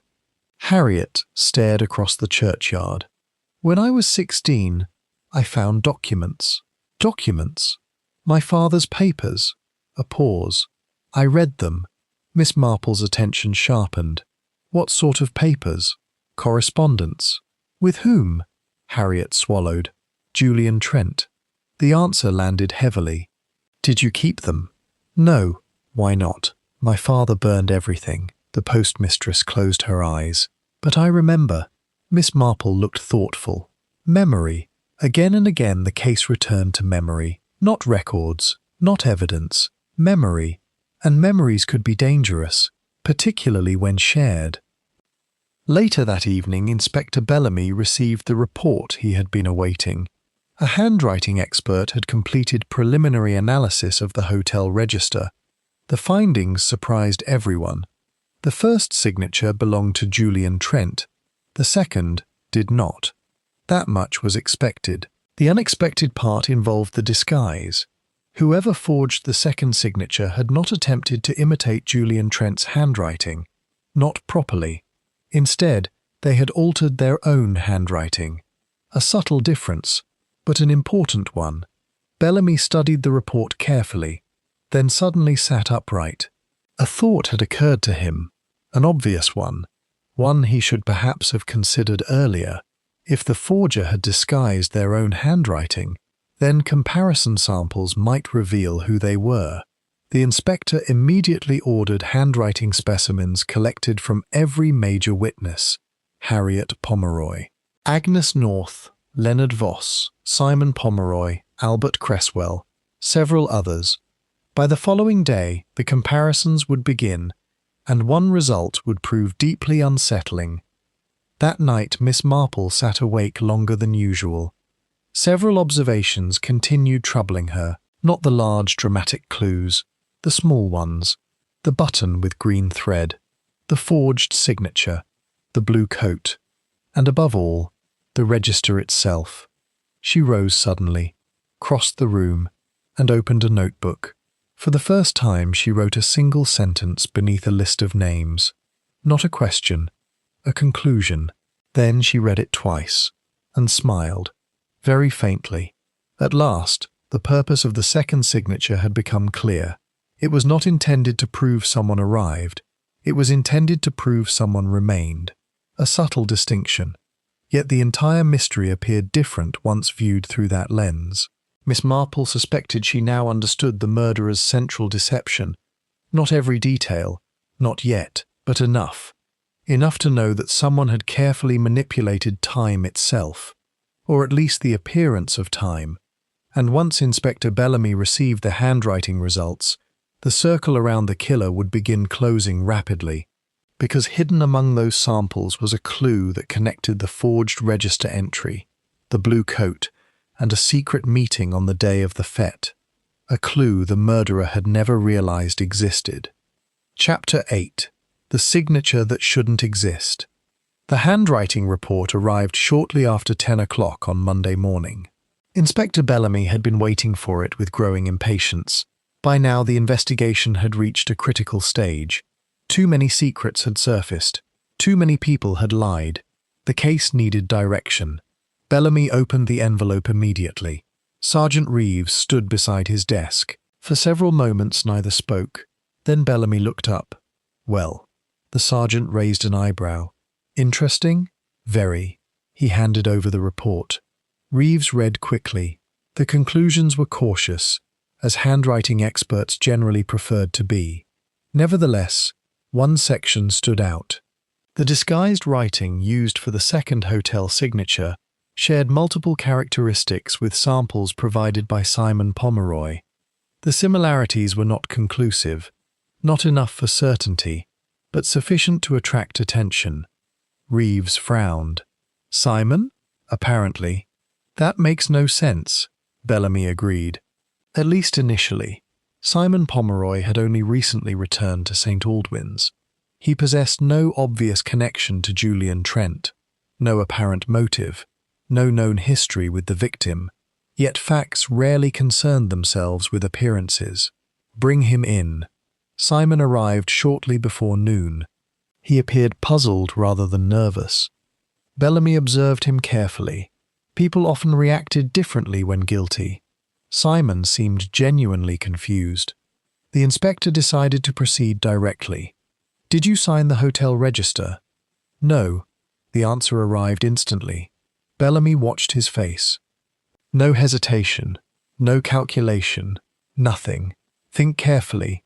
I don't need to think carefully. Simon frowned. I never touched it. Bellamy slid the report across the desk. Simon read. His confusion deepened. This is absurd. Perhaps. Inspector, I've never forged anything in my life. Bellamy studied him.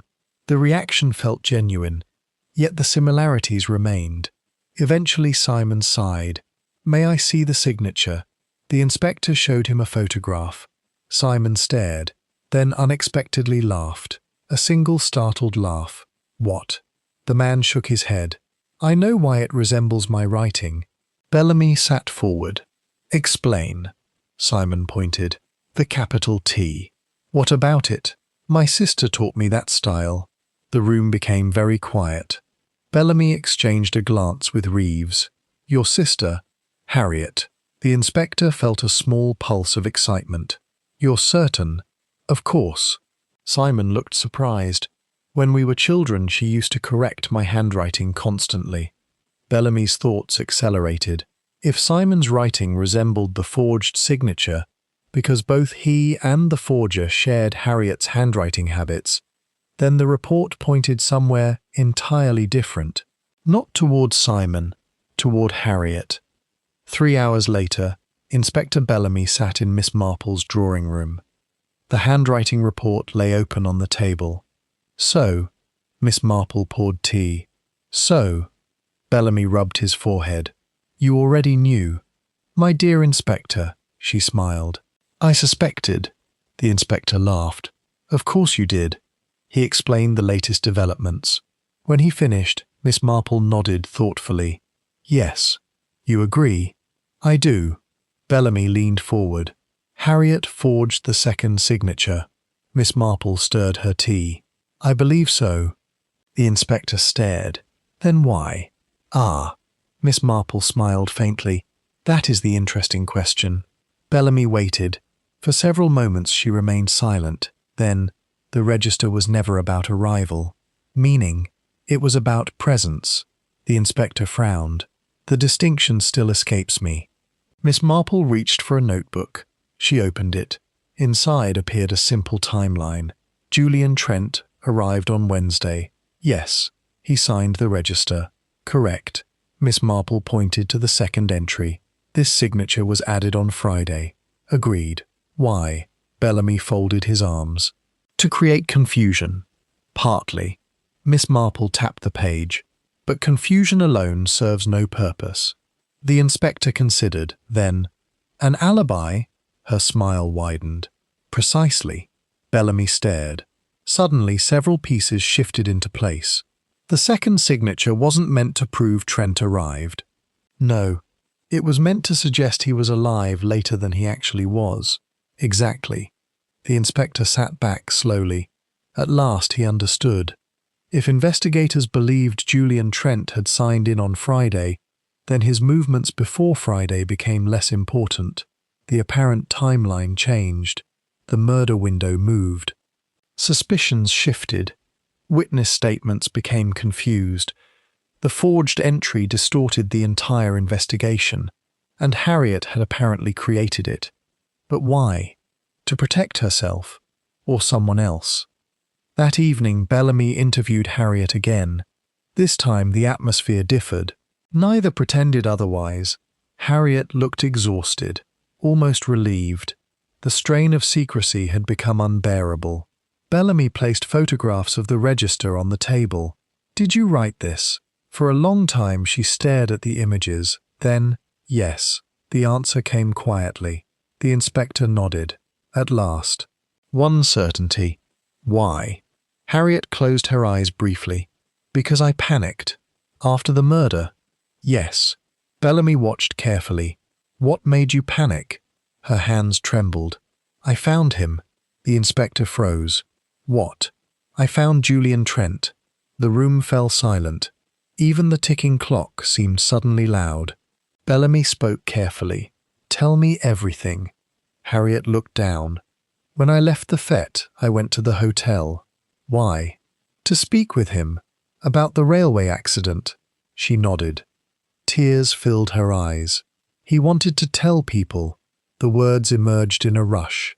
Everything. Bellamy listened intently. What exactly? My father's role. Anything else? Another pause. Then, mine. The inspector stared. Yours?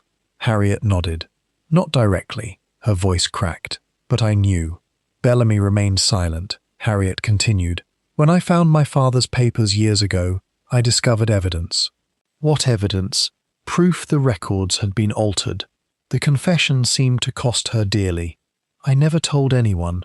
Why not? Because I was afraid. Bellamy understood, at least partly. Fear had shaped this entire case. Fear of exposure, fear of blame, fear of truth. What happened at the hotel? Harriet swallowed. Julian and I argued. Violently? No. The answer came immediately. He was angry. Why? He said people deserved the truth. Bellamy nodded. Then what? I left. And later? Harriet's eyes lowered. When I returned. Yes? He was already dead. The inspector studied her face. She appeared devastated. Not deceptive. Devastated. What did you do? I panicked. Her voice dropped almost to a whisper. I thought everyone would believe I'd killed him. So you forged the signature? She nodded. I wanted it to seem he'd been alive later. The explanation made sense. Too much sense. Yet one problem remained. Harriet might have altered the timeline, but that did not make her a murderer. In fact, it suggested the opposite. People who committed murder generally concealed bodies. They did not create complicated confusion after discovering one. Bellamy left the interview more convinced than ever that Harriet was hiding something, but not murder. The next day brought another revelation. And this one struck far closer to the truth. Sergeant Reeves had spent several days examining old financial records connected to the railway company. Most produced nothing useful. Then he found a transfer, a single payment, made shortly after the accident. The amount was substantial, far larger than expected. The recipient's name caused Bellamy to sit perfectly still. Not Harold Pomeroy, not Julian Trent, not Agnes North. The payment had been made to Leonard Voss. For several moments the inspector simply stared. Then he checked again. The name remained unchanged. Leonard Voss, a man who had repeatedly presented himself as a righteous opponent of Julian Trent, a man who claimed to despise corruption, a man who had known far more than he admitted. Bellamy rose immediately. "Get me everything." Reeves nodded. "What are you thinking?" The inspector looked toward the window. The village square stretched beyond.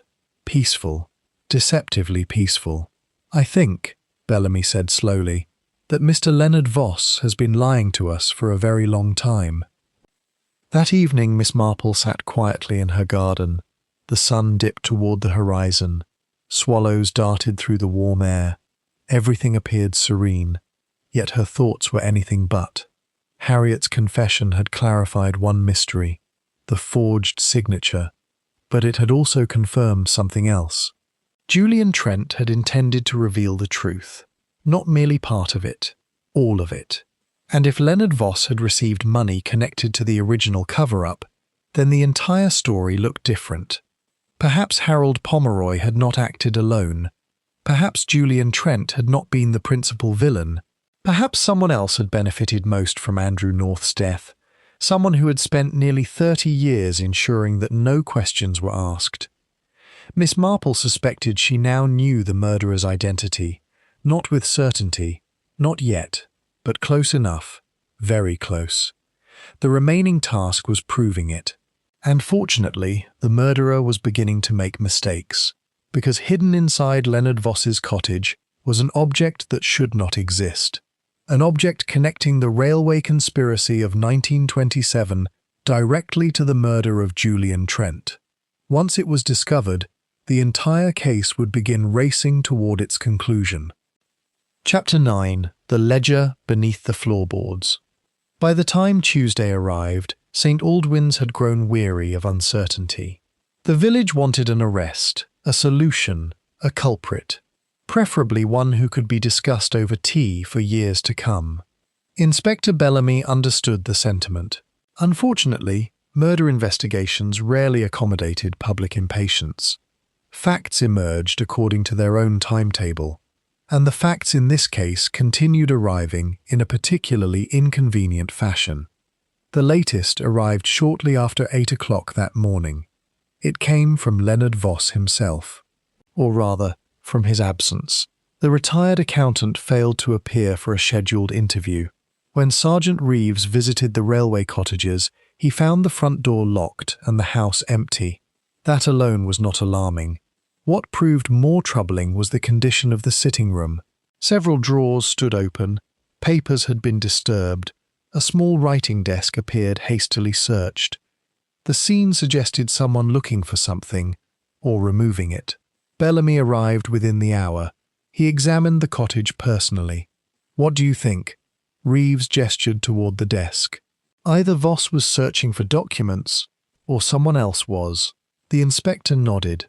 Both possibilities were unpleasant. Any sign of forced entry? None. Bellamy frowned, which meant whoever entered had possessed a key, or had been welcomed. Neither possibility improved matters. The search continued. For nearly 2 hours they discovered nothing significant. Then Reeves noticed an irregularity beneath an old rug near the fireplace. A floorboard sat slightly higher than the others.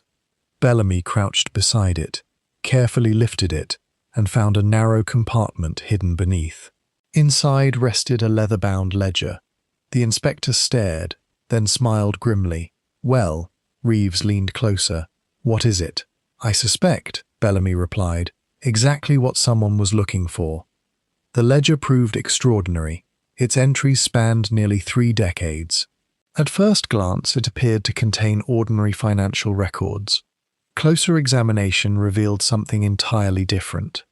The book documented private payments, undeclared transfers, personal accounts, and names. Many names. Bellamy spent the afternoon reading. With every page, his expression darkened. The ledger painted a deeply unpleasant picture. Following the railway accident, several individuals had received money. Not official compensation, not salaries, secret payments. Among them appeared Harold Pomeroy, several railway officials, and Leonard Voss himself. The sums varied, some modest, others substantial. Yet one pattern remained consistent. Every payment connected to efforts suppressing questions about the accident. The conclusion became unavoidable. The cover-up had been broader than anyone imagined, far broader, and Leonard Voss had participated. Not reluctantly, profitably. By evening, Bellamy felt a mixture of satisfaction and irritation. The ledger explained many things, yet one question remained. Why had Julian Trent been murdered now, 30 years after the original conspiracy? The answer still eluded him. Meanwhile, Leonard Voss had not vanished. Not entirely. Miss Marple discovered this shortly before sunset. She was returning from the churchyard when she noticed a familiar figure seated alone on a bench overlooking the abandoned railway line. Leonard Voss. The old man stared toward the rusting tracks. His posture seemed unusually tired. For a moment, Miss Marple considered continuing home. Instead, she approached. "Good evening." Voss looked up. His expression suggested he had expected her. "Miss Marple." She sat beside him. For several minutes neither spoke. The silence felt natural. Eventually Voss said, "The inspector found it." Miss Marple nodded. "The ledger?" "Yes." The old man laughed softly, without amusement. "I suppose it was inevitable. You kept it a long time. Far too long." The railway tracks stretched before them, silvered by evening light, ghosts of old journeys, old mistakes, old choices. Voss sighed. "I told myself it was insurance. Against whom? Everyone." Miss Marple considered that. A man involved in a conspiracy might well preserve evidence, not from morality, from self-preservation. "If anything happened," Voss continued, "I wanted protection." Understandable. He glanced toward her. "Do you despise me?" Miss Marple appeared surprised. "My dear Mr. Voss, I generally leave despising to other people." A faint smile touched his face, then vanished. "I was weak." The admission emerged quietly. "I knew records were altered." "Yes." "I knew innocent people suffered." "Yes." His shoulders slumped. "And I accepted money." Miss Marple said nothing. There was little to add. The man had already convicted himself, at least morally. "What about Julian Trent?" she asked. Voss looked away. For a long moment he did not answer. Then, he wanted to make amends. Miss Marple's attention sharpened. "You believe that?" "Yes." The old man laughed bitterly. "Imagine it. What changed his mind?" Voss shook his head. "I don't know." A pause. "Perhaps age." That seemed plausible. Conscience often arrived late, sometimes very late. "Did he discover something new?" Miss Marple asked. The question lingered between them. At first Voss seemed unwilling to answer. Then he spoke. "Yes." Her pulse quickened slightly. "What?" The old man closed his eyes. He discovered Andrew North wasn't the intended victim. For several moments neither moved. Even the breeze seemed to pause. "What do you mean?" Voss stared toward the tracks. "The sabotage." His voice had become very quiet. "It wasn't aimed at North." Miss Marple felt the pieces shifting, not yet fitting together, but shifting. Who was the target? Voss swallowed. Then, "I don't know." This time she believed him. The answer carried genuine uncertainty and genuine fear. That night Inspector Bellamy reviewed the ledger again. One particular entry refused to leave his thoughts. The payment made to Leonard Voss. Not because of its size, because of its date. The transfer occurred 6 weeks after the railway accident, and directly beside it appeared a notation. Only 3 words, written in abbreviated form. N. Matter resolved. Bellamy stared. N. North? Almost certainly. Matter resolved. The phrase troubled him deeply. It sounded less like accounting, more like conclusion, finality, the sort of phrase one used when ensuring a problem would not return. The inspector made a note, then another. Something about Andrew North's death no longer felt straightforward. Perhaps it never had. The following morning brought the most important conversation of the entire case. Miss Marple requested a private meeting with Agnes North. The widow agreed. They met in the hotel drawing room shortly after breakfast. Sunlight streamed through tall windows. Dust motes drifted lazily through the air. The setting felt peaceful. The subject matter did not. For several minutes they discussed trivialities. Then Miss Marple asked, "Did your husband ever tell you whom he feared?" Agnes looked startled. The question had clearly struck home. "Why do you ask?" "Because I believe he was frightened." The widow remained silent. Miss Marple waited. Finally, Agnes sighed. "Yes." The answer emerged reluctantly. "He was." "Of whom?" Agnes stared at her hands. For several moments she seemed uncertain. Then, "He never named anyone." Disappointment flickered through Miss Marple. Only briefly, because Agnes continued, "But he described a man." Miss Marple sat very still. "What sort of man?" "A careful one." The widow's eyes grew distant, remembering. "Andrew said some people acted from anger." A pause. "Others from greed." "And?" "He said this man acted from calculation." Miss Marple listened intently. Agnes continued. "He always planned several moves ahead. A chess player. A strategist. Someone patient, someone methodical." The description resonated immediately. Perhaps because Miss Marple had already formed a similar impression. "Did your husband ever meet Julian Trent?" Agnes nodded. "Once." This surprised Miss Marple. "Only once?" "Yes." "When?" "After the accident." The widow hesitated, then added, "Andrew didn't trust him." "Interesting. Very interesting. What did he say?" Agnes looked toward the window. "He said Julian Trent wasn't the most dangerous man involved." The room fell silent. Miss Marple felt certainty growing. Not certainty regarding every detail, but certainty regarding direction. Julian Trent had spent 30 years carrying blame. Deserved blame, perhaps. Yet not all of it. Someone else had remained hidden behind him. Someone more careful, more patient, more dangerous. And now Julian Trent had finally uncovered the truth, which explained everything. His return, the meetings, the warnings, the murder. The killer had not feared exposure for 30 years. The killer had feared exposure now, because Julian Trent had finally identified the person truly responsible. That evening, Miss Marple invited Inspector Bellamy to tea. The invitation itself was unremarkable. What she said afterward was not. The inspector listened carefully, occasionally taking notes, more often staring. When she finished, he sat in silence. Finally, "You know who did it." Miss Marple smiled gently. "I believe so." Bellamy exhaled slowly. "And the motive?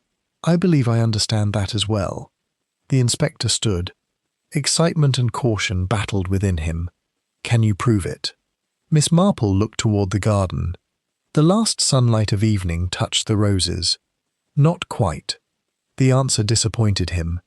Then she continued, "But I think the murderer can prove it for us." Bellamy stared. "What are you planning?" A faint sparkle appeared in her eyes.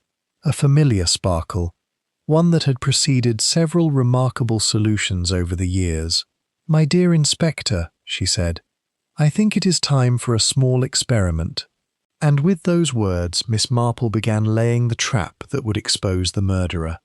A trap built not upon fingerprints, forensic evidence, or scientific analysis, but upon vanity, fear, and the simple inability of guilty people to leave certain matters alone. Within 48 hours, someone would walk directly into it. Chapter 10. Miss Marple's Experiment. Miss Marple's plan began with a lie. A very small lie. The sort of lie she generally disliked. Yet experience had taught her that murderers occasionally required encouragement, particularly intelligent murderers. The dangerous ones rarely exposed themselves through carelessness. Instead, one had to provide them with an opportunity they could not resist. On Wednesday morning, Miss Marple paid a visit to the Crown Hotel. Albert Cresswell greeted her warmly. The hotel owner looked relieved to see a familiar face. The previous week had transformed his establishment into a centre of police activity, speculation, and nervous gossip. Not ideal conditions for hospitality. "My dear Albert," Miss Marple said, lowering her voice, "I wonder whether you might assist me." Albert immediately agreed. Most residents of St. Aldwyn's had learned that refusing Miss Marple's requests was seldom wise. Her instructions were surprisingly simple. By lunchtime, several carefully selected villagers had heard an interesting piece of news. The news spread rapidly, as intended. According to the rumour, Inspector Bellamy had discovered a missing document, a document removed from Leonard Voss's hidden ledger compartment before police arrived. More importantly, the document supposedly identified the individual responsible for the original sabotage in 1927. The information was entirely false. No such document existed. Miss Marple had invented it. Nevertheless, by evening half the village believed it, including, she hoped, the murderer. Inspector Bellamy remained deeply sceptical. "You want me to encourage a false rumour? Temporarily." The inspector folded his arms. "This seems questionable." Miss Marple smiled. "So does murder." Bellamy laughed despite himself. "I suppose that's fair." They sat together in her drawing room. The afternoon sunlight stretched across the carpet. Outside, children played near the village green. Ordinary sounds, extraordinary conversation. "What exactly do you expect to happen?" Bellamy asked. Miss Marple set down her teacup. "The murderer has survived for nearly 30 years because nobody knew the full truth." "Agreed. Now imagine hearing that proof has suddenly appeared." Bellamy considered. "You think they'll panic?" "I think they'll act." The distinction mattered. People frequently experienced panic without doing anything useful. The guilty often did the opposite. They acted, and action created opportunities. Bellamy nodded slowly. "I see. Do you?" "Perhaps." Miss Marple smiled. "That is usually sufficient." The trap began working sooner than expected. At approximately 9 o'clock that evening, someone entered Leonard Voss's cottage. The police knew because they were waiting. Bellamy had arranged discreet surveillance immediately after speaking with Miss Marple. The operation required patience and luck. Shortly after darkness fell, Sergeant Reeves observed movement near the rear entrance. A figure approached cautiously, paused, then entered. Within moments, officers moved in. The intruder attempted escape, failed, and found himself standing face to face with Inspector Bellamy. The result shocked everyone, including Bellamy. The intruder was not Leonard Voss, nor Agnes North, nor Harriet Pomeroy. The intruder was Simon Pomeroy. The news spread through St. Aldwyn's before sunrise. Bellamy spent much of the night conducting interviews. Simon appeared exhausted rather than frightened, which immediately interested the inspector. Guilty people often feared discovery. Simon seemed more embarrassed than alarmed. "Why were you there?" The man rubbed his forehead. "I wanted the document." "What document?" "The one everyone keeps talking about." Bellamy stared. "So the rumour reached you?" "Of course it did." The inspector studied him carefully. "Why did you want it?" Simon hesitated, then sighed. "Because I thought it might mention my father." Bellamy remained silent. Simon continued. "You don't understand." "Then explain." The man's shoulders slumped. "My sister has carried this burden her entire life." The words emerged quietly. "She believed she should have spoken years ago." Bellamy listened. "I thought, if there really was proof, Perhaps I could destroy it. The admission sounded foolish, but not murderous. Bellamy believed him. Eventually, the incident proved useful nevertheless. Because Simon's reaction confirmed something important. He feared scandal, not exposure for murder. There was a difference, a significant one, and Miss Marple immediately recognized it. The following morning brought an even more interesting development. Leonard Voss requested another meeting. This time he appeared genuinely frightened, not worried, frightened. Miss Marple noticed immediately. They sat together in his cottage. Sunlight filtered through lace curtains. Dust floated lazily in the air. The old man looked suddenly older than before. "I've remembered something." Miss Marple remained silent, encouraging him. Voss stared toward the fireplace. "When Julian Trent visited London, 6 months ago." "Yes," the old man swallowed. "He asked about a photograph." Miss Marple felt a small stir of excitement. "A photograph?" Voss nodded. "From the railway yard." "What sort of photograph?" "One taken shortly before the accident." "Interesting. Very interesting. What did it show?" Voss hesitated. Then, "A group of employees." Miss Marple waited. The old man's hands trembled.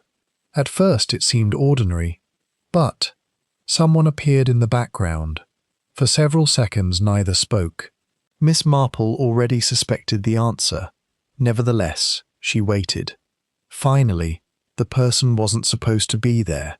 The old man's voice had become almost inaudible. Julian realized it immediately.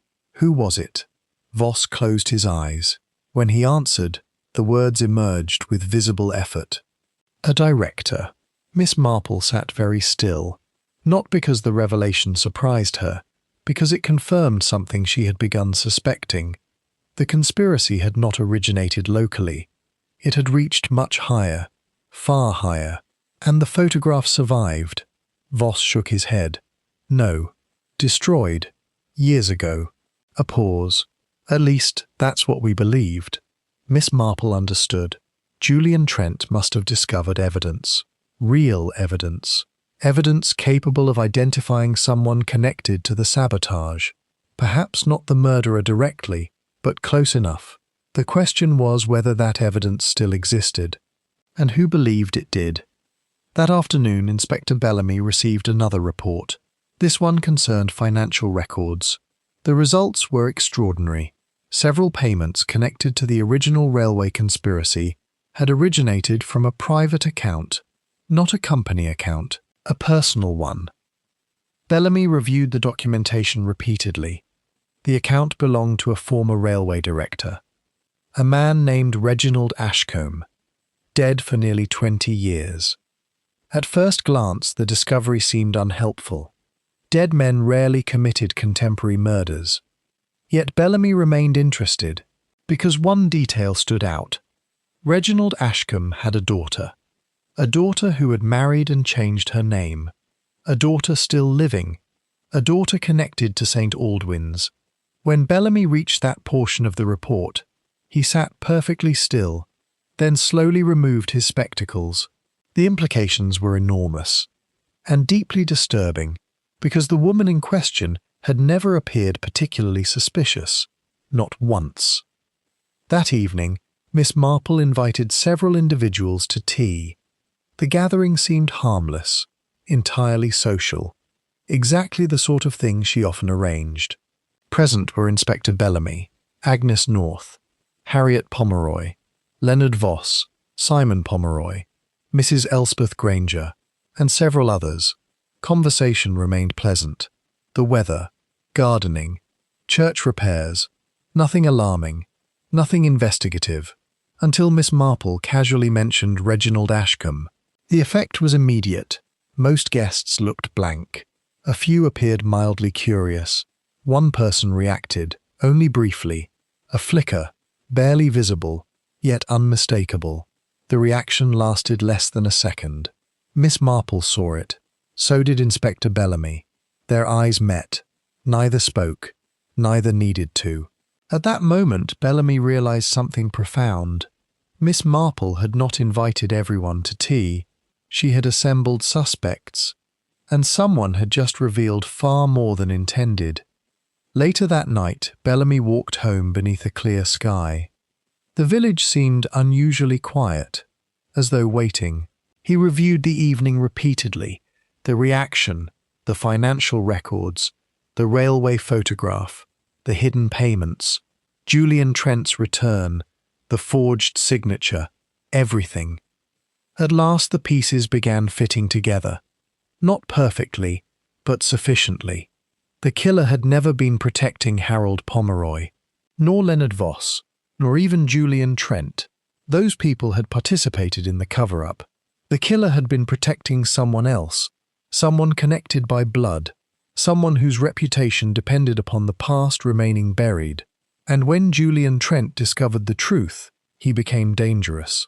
Dangerous enough to silence. By the time Bellamy reached his lodgings, he believed he knew the answer, or most of it. The next day, Miss Marple intended to test that belief. One final gathering, one final conversation, one final question. After that, the truth would have nowhere left to hide, and would finally receive justice. Chapter 11. The question no one expected. The morning of the final gathering arrived with an unnerving stillness. No wind, no rain. Even the usual village sounds seemed muted, as though St. Aldwyn's itself was waiting for something to conclude. Inspector Bellamy arrived at the Crown Hotel shortly before noon. He found Miss Marple already seated in the drawing-room, calmly arranging teacups with precise attention. "You are very confident," he observed. Miss Marple looked up. "Confidence is not quite the word, Inspector." "Then what is?" "Preparation." Bellamy glanced at the room. Every key figure in the case had been invited, and every one of them had accepted. The guests arrived gradually. Leonard Voss entered first, tense and withdrawn. Agnes North followed, composed but pale. Harriet Pomeroy came next, avoiding eye contact with everyone. Simon Pomeroy stood awkwardly near the window. Albert Cresswell lingered near the doorway. Sergeant Reeves positioned himself discreetly at the back. Then, finally, the remaining guests took their places. The atmosphere settled into uneasy silence. Miss Marple poured tea. Nobody touched it. After several minutes, Bellamy cleared his throat. "I believe we all understand why we are here." No one responded. Miss Marple smiled gently. Perhaps not everyone. That drew a few uneasy glances. She set her cup down. "Inspector Bellamy has reached a conclusion." Bellamy looked at her sharply. "I have a theory." "Quite so." She turned slightly toward the group. "It is a reasonable theory." A pause, but incomplete. That statement caused visible reactions. Harriet stiffened. Voss frowned. Agnes looked down. Bellamy exhaled slowly. "Then perhaps you would care to complete it." Miss Marple nodded. "I will try." She folded her hands neatly. "We begin with Julian Trent." Silence deepened. He did not return to St. Aldwyn's merely to revisit the past. She looked around the room. He returned because he had discovered the present was built upon a lie. Agnes closed her eyes briefly. Harriet's fingers tightened. Leonard Voss shifted in his chair. Miss Marple continued. "The railway accident in 1927 was not an accident alone," Bellamy added quietly. "It involved sabotage." "Yes." "And the subsequent inquiry was manipulated." "Yes." She paused. "By more than one person." A faint murmur passed through the room. Miss Marple's gaze settled on Voss. "You received payments." Voss said nothing. She turned slightly toward Harriet. "Your father altered records." Harriet lowered her head. Miss Marple continued, "But none of that explains the murder." A silence. "Because Julian Trent did not come here to accuse anyone of sabotage." Bellamy frowned. "Then why?" Miss Marple looked at him. "Because he discovered something far more dangerous." She reached into her handbag, produced a folded paper, the Blue Coat report, and placed it on the table. "The coat," she said softly, "belongs to no one in this village." A pause. "That is what you have all assumed." Her gaze sharpened, but assumptions are often shaped by incomplete information. She looked toward Agnes. "Mrs. North." Agnes raised her eyes slowly. "Your husband died believing he was not the intended victim." Agnes nodded faintly. "Yes," Miss Marple continued, "but Julian Trent discovered something else." Her voice softened. "He discovered he was not the intended target either." A ripple of confusion passed through the room. Bellamy leaned forward. "What are you suggesting?" Miss Marple turned slightly. "That the sabotage in 1927 was designed to eliminate someone specific." A pause. "Not Andrew North." Her eyes moved slowly across the room. "But a passenger who was expected to travel that day." Silence tightened. Bellamy frowned. "Who?" Miss Marple looked at him. "That is the question Julian Trent finally answered." She placed a second document on the table, a faded passenger schedule, then tapped one name. Reginald Ashcombe. A sharp intake of breath came from one corner of the room. Miss Marple turned. She did not need to. She already knew who it was. But she allowed silence to do its work. Then she spoke again. "The sabotage failed in its original purpose." A pause. "But not entirely." She folded her hands. "Because someone else died later as a result." Her gaze settled now on a single person. Harriet Pomeroy. Harriet's face went white. Bellamy followed Miss Marple's line of sight. Slowly, carefully. "Miss Marple," but she continued. "Harold Pomeroy did not merely alter records." Her voice remained calm. "He ensured someone else took responsibility." Harriet whispered, "No." Miss Marple nodded gently, "Yes." A long silence. Then she added, "But he did not act alone." Harriet's breath caught. Miss Marple turned slightly. "And he did not profit alone." Leonard Voss stiffened. Agnes North looked stunned. Simon Pomeroy stepped back instinctively. Bellamy's voice was low. "Then who?" Miss Marple paused. Just long enough. Then said, "The person who understood the value of silence most of all." She looked directly at Harriet Pomeroy. "You." The room erupted into shocked silence. Harriet shook her head violently. No, that's not true." Miss Marple remained calm. "You forged the register entry." "To protect myself." "Not only yourself." A pause. "But someone you have protected for many years." Harriet's lips trembled. "You don't understand." Miss Marple's voice softened slightly. "I understand more than you think." She stepped forward.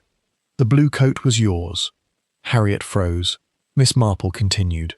"Worn that day because you expected to meet Julian Trent." Bellamy turned sharply. "You met him at the fete," Harriet whispered. "I didn't mean to." Miss Marple nodded. "I know." A long silence followed. Then Miss Marple spoke the final piece. "He was going to expose everything." Her gaze remained steady. "So you did what your father once taught you to do." Bellamy's voice was quiet. "You killed him." Harriet's face crumpled.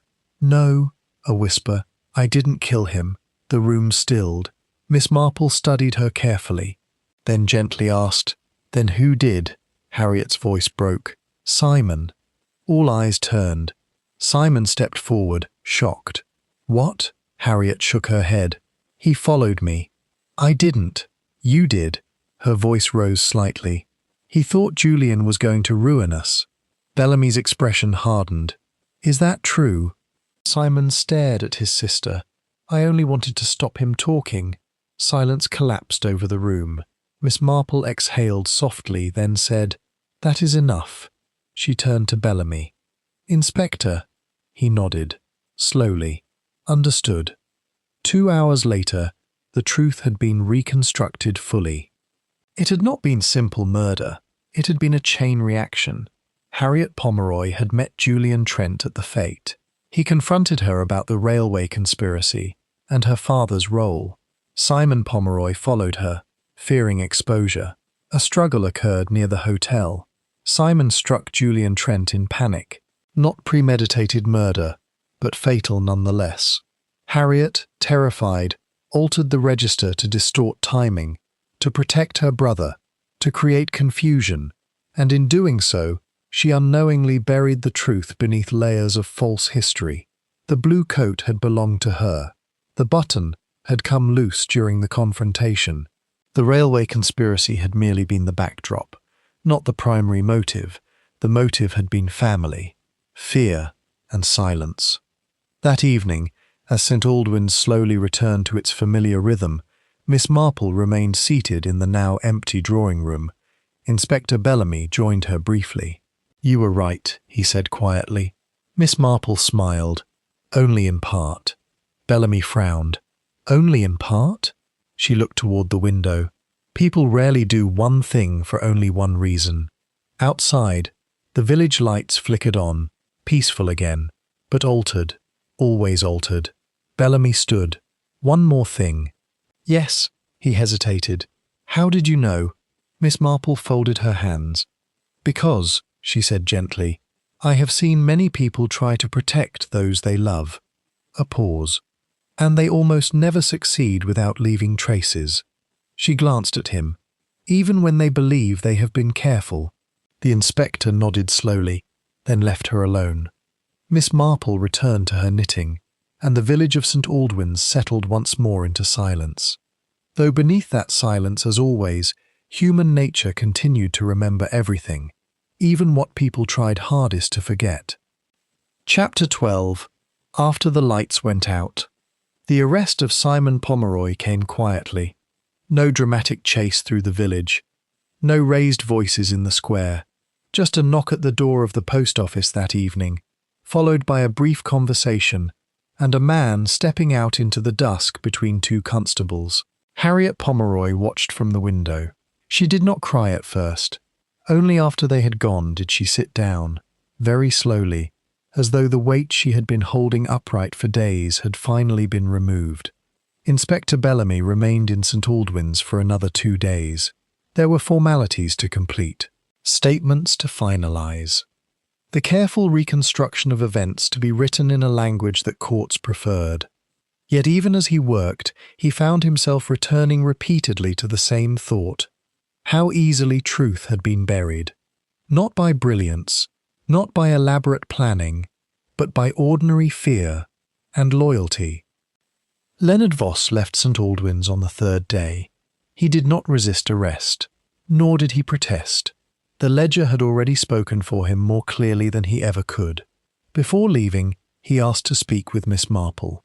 They met briefly outside the Crown Hotel. The village green was quiet. Children were absent, the brass band gone. Only the faint sound of wind moving through trees remained. "I misjudged everything," Voss said. Miss Marple regarded him kindly. "Most people do." A faint, tired smile crossed his face. "I thought I was protecting myself." "Yes. And in the end I protected nothing." Miss Marple said nothing. There was nothing useful to add. After a moment, Voss nodded once. "Goodbye, Miss Marple." "Goodbye, Mr. Voss." He walked away, and did not look back. Agnes North departed St. Aldwyn's the following morning. She left a letter for Inspector Bellamy. It contained no accusations, no anger, only a single line: "My husband was right. The danger was never where we thought it was." Bellamy read it twice, then placed it carefully in the file. Some truths, he thought, arrived too late to be useful in any practical sense, but not too late to matter. Harriet Pomeroy remained, for a time. The post office reopened in reduced hours. Villagers continued to visit. They were polite, careful, unsure what to say to someone whose life had collapsed quietly in public view. Harriet said little. She worked. She served customers. She folded parcels with steady hands. But something had changed in her manner. A distance, not coldness, resignation, as though she now understood how fragile the structures of ordinary life truly were. On a Sunday afternoon, Inspector Bellamy visited Miss Marple one final time. She was in her garden. The roses were in full bloom. "You were correct," he said. She smiled. "Eventually, yes." He sat on the bench beside her. "It wasn't what we expected." "No." Bellamy looked out across the lawn. 3 decades of silence, and in the end it came down to a moment of panic. Miss Marple continued pruning gently. Panic often explains more than planning. He nodded slowly.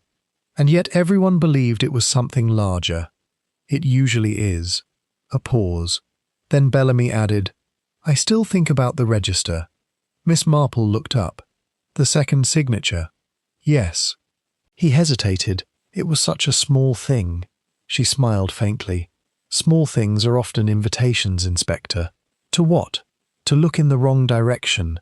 Bellamy considered that, then exhaled. "I think I'll be more careful about registers in future." Miss Marple gave a soft, amused look. "That would be wise." That evening, as the sun lowered behind the hedgerows, Miss Marple sat alone with her knitting. The village had returned to its usual rhythms. Teacups clinked, gardens were tended, curtains drawn at familiar times. From a distance, nothing appeared changed. And yet she knew it had. Villages did not forget murders. They simply absorbed them, filed them away beneath conversation and routine. As she worked, Miss Marple reflected on the case one final time. The railway accident, the secret payments, the false signatures, the blue coat, and the frightened, tangled loyalties of people who believed silence could protect them. She thought of Julian Trent, a man who had returned too late to correct old wrongs, and had paid the price for discovering truths others had spent a lifetime avoiding. Finally, she set down her knitting. Human nature, she thought, remained the most reliable pattern of all. People did not change easily. They loved, they feared, they protected, and when those things collided, they sometimes did terrible things. Outside, the light faded completely. One by one, lamps appeared in village windows. St. Aldwyn's settled into night, and Miss Marple, as always, observed quietly, not judging, not interfering, simply understanding, because in her experience, understanding human nature was rarely comfortable, but it was always illuminating, and in the end, that was often enough.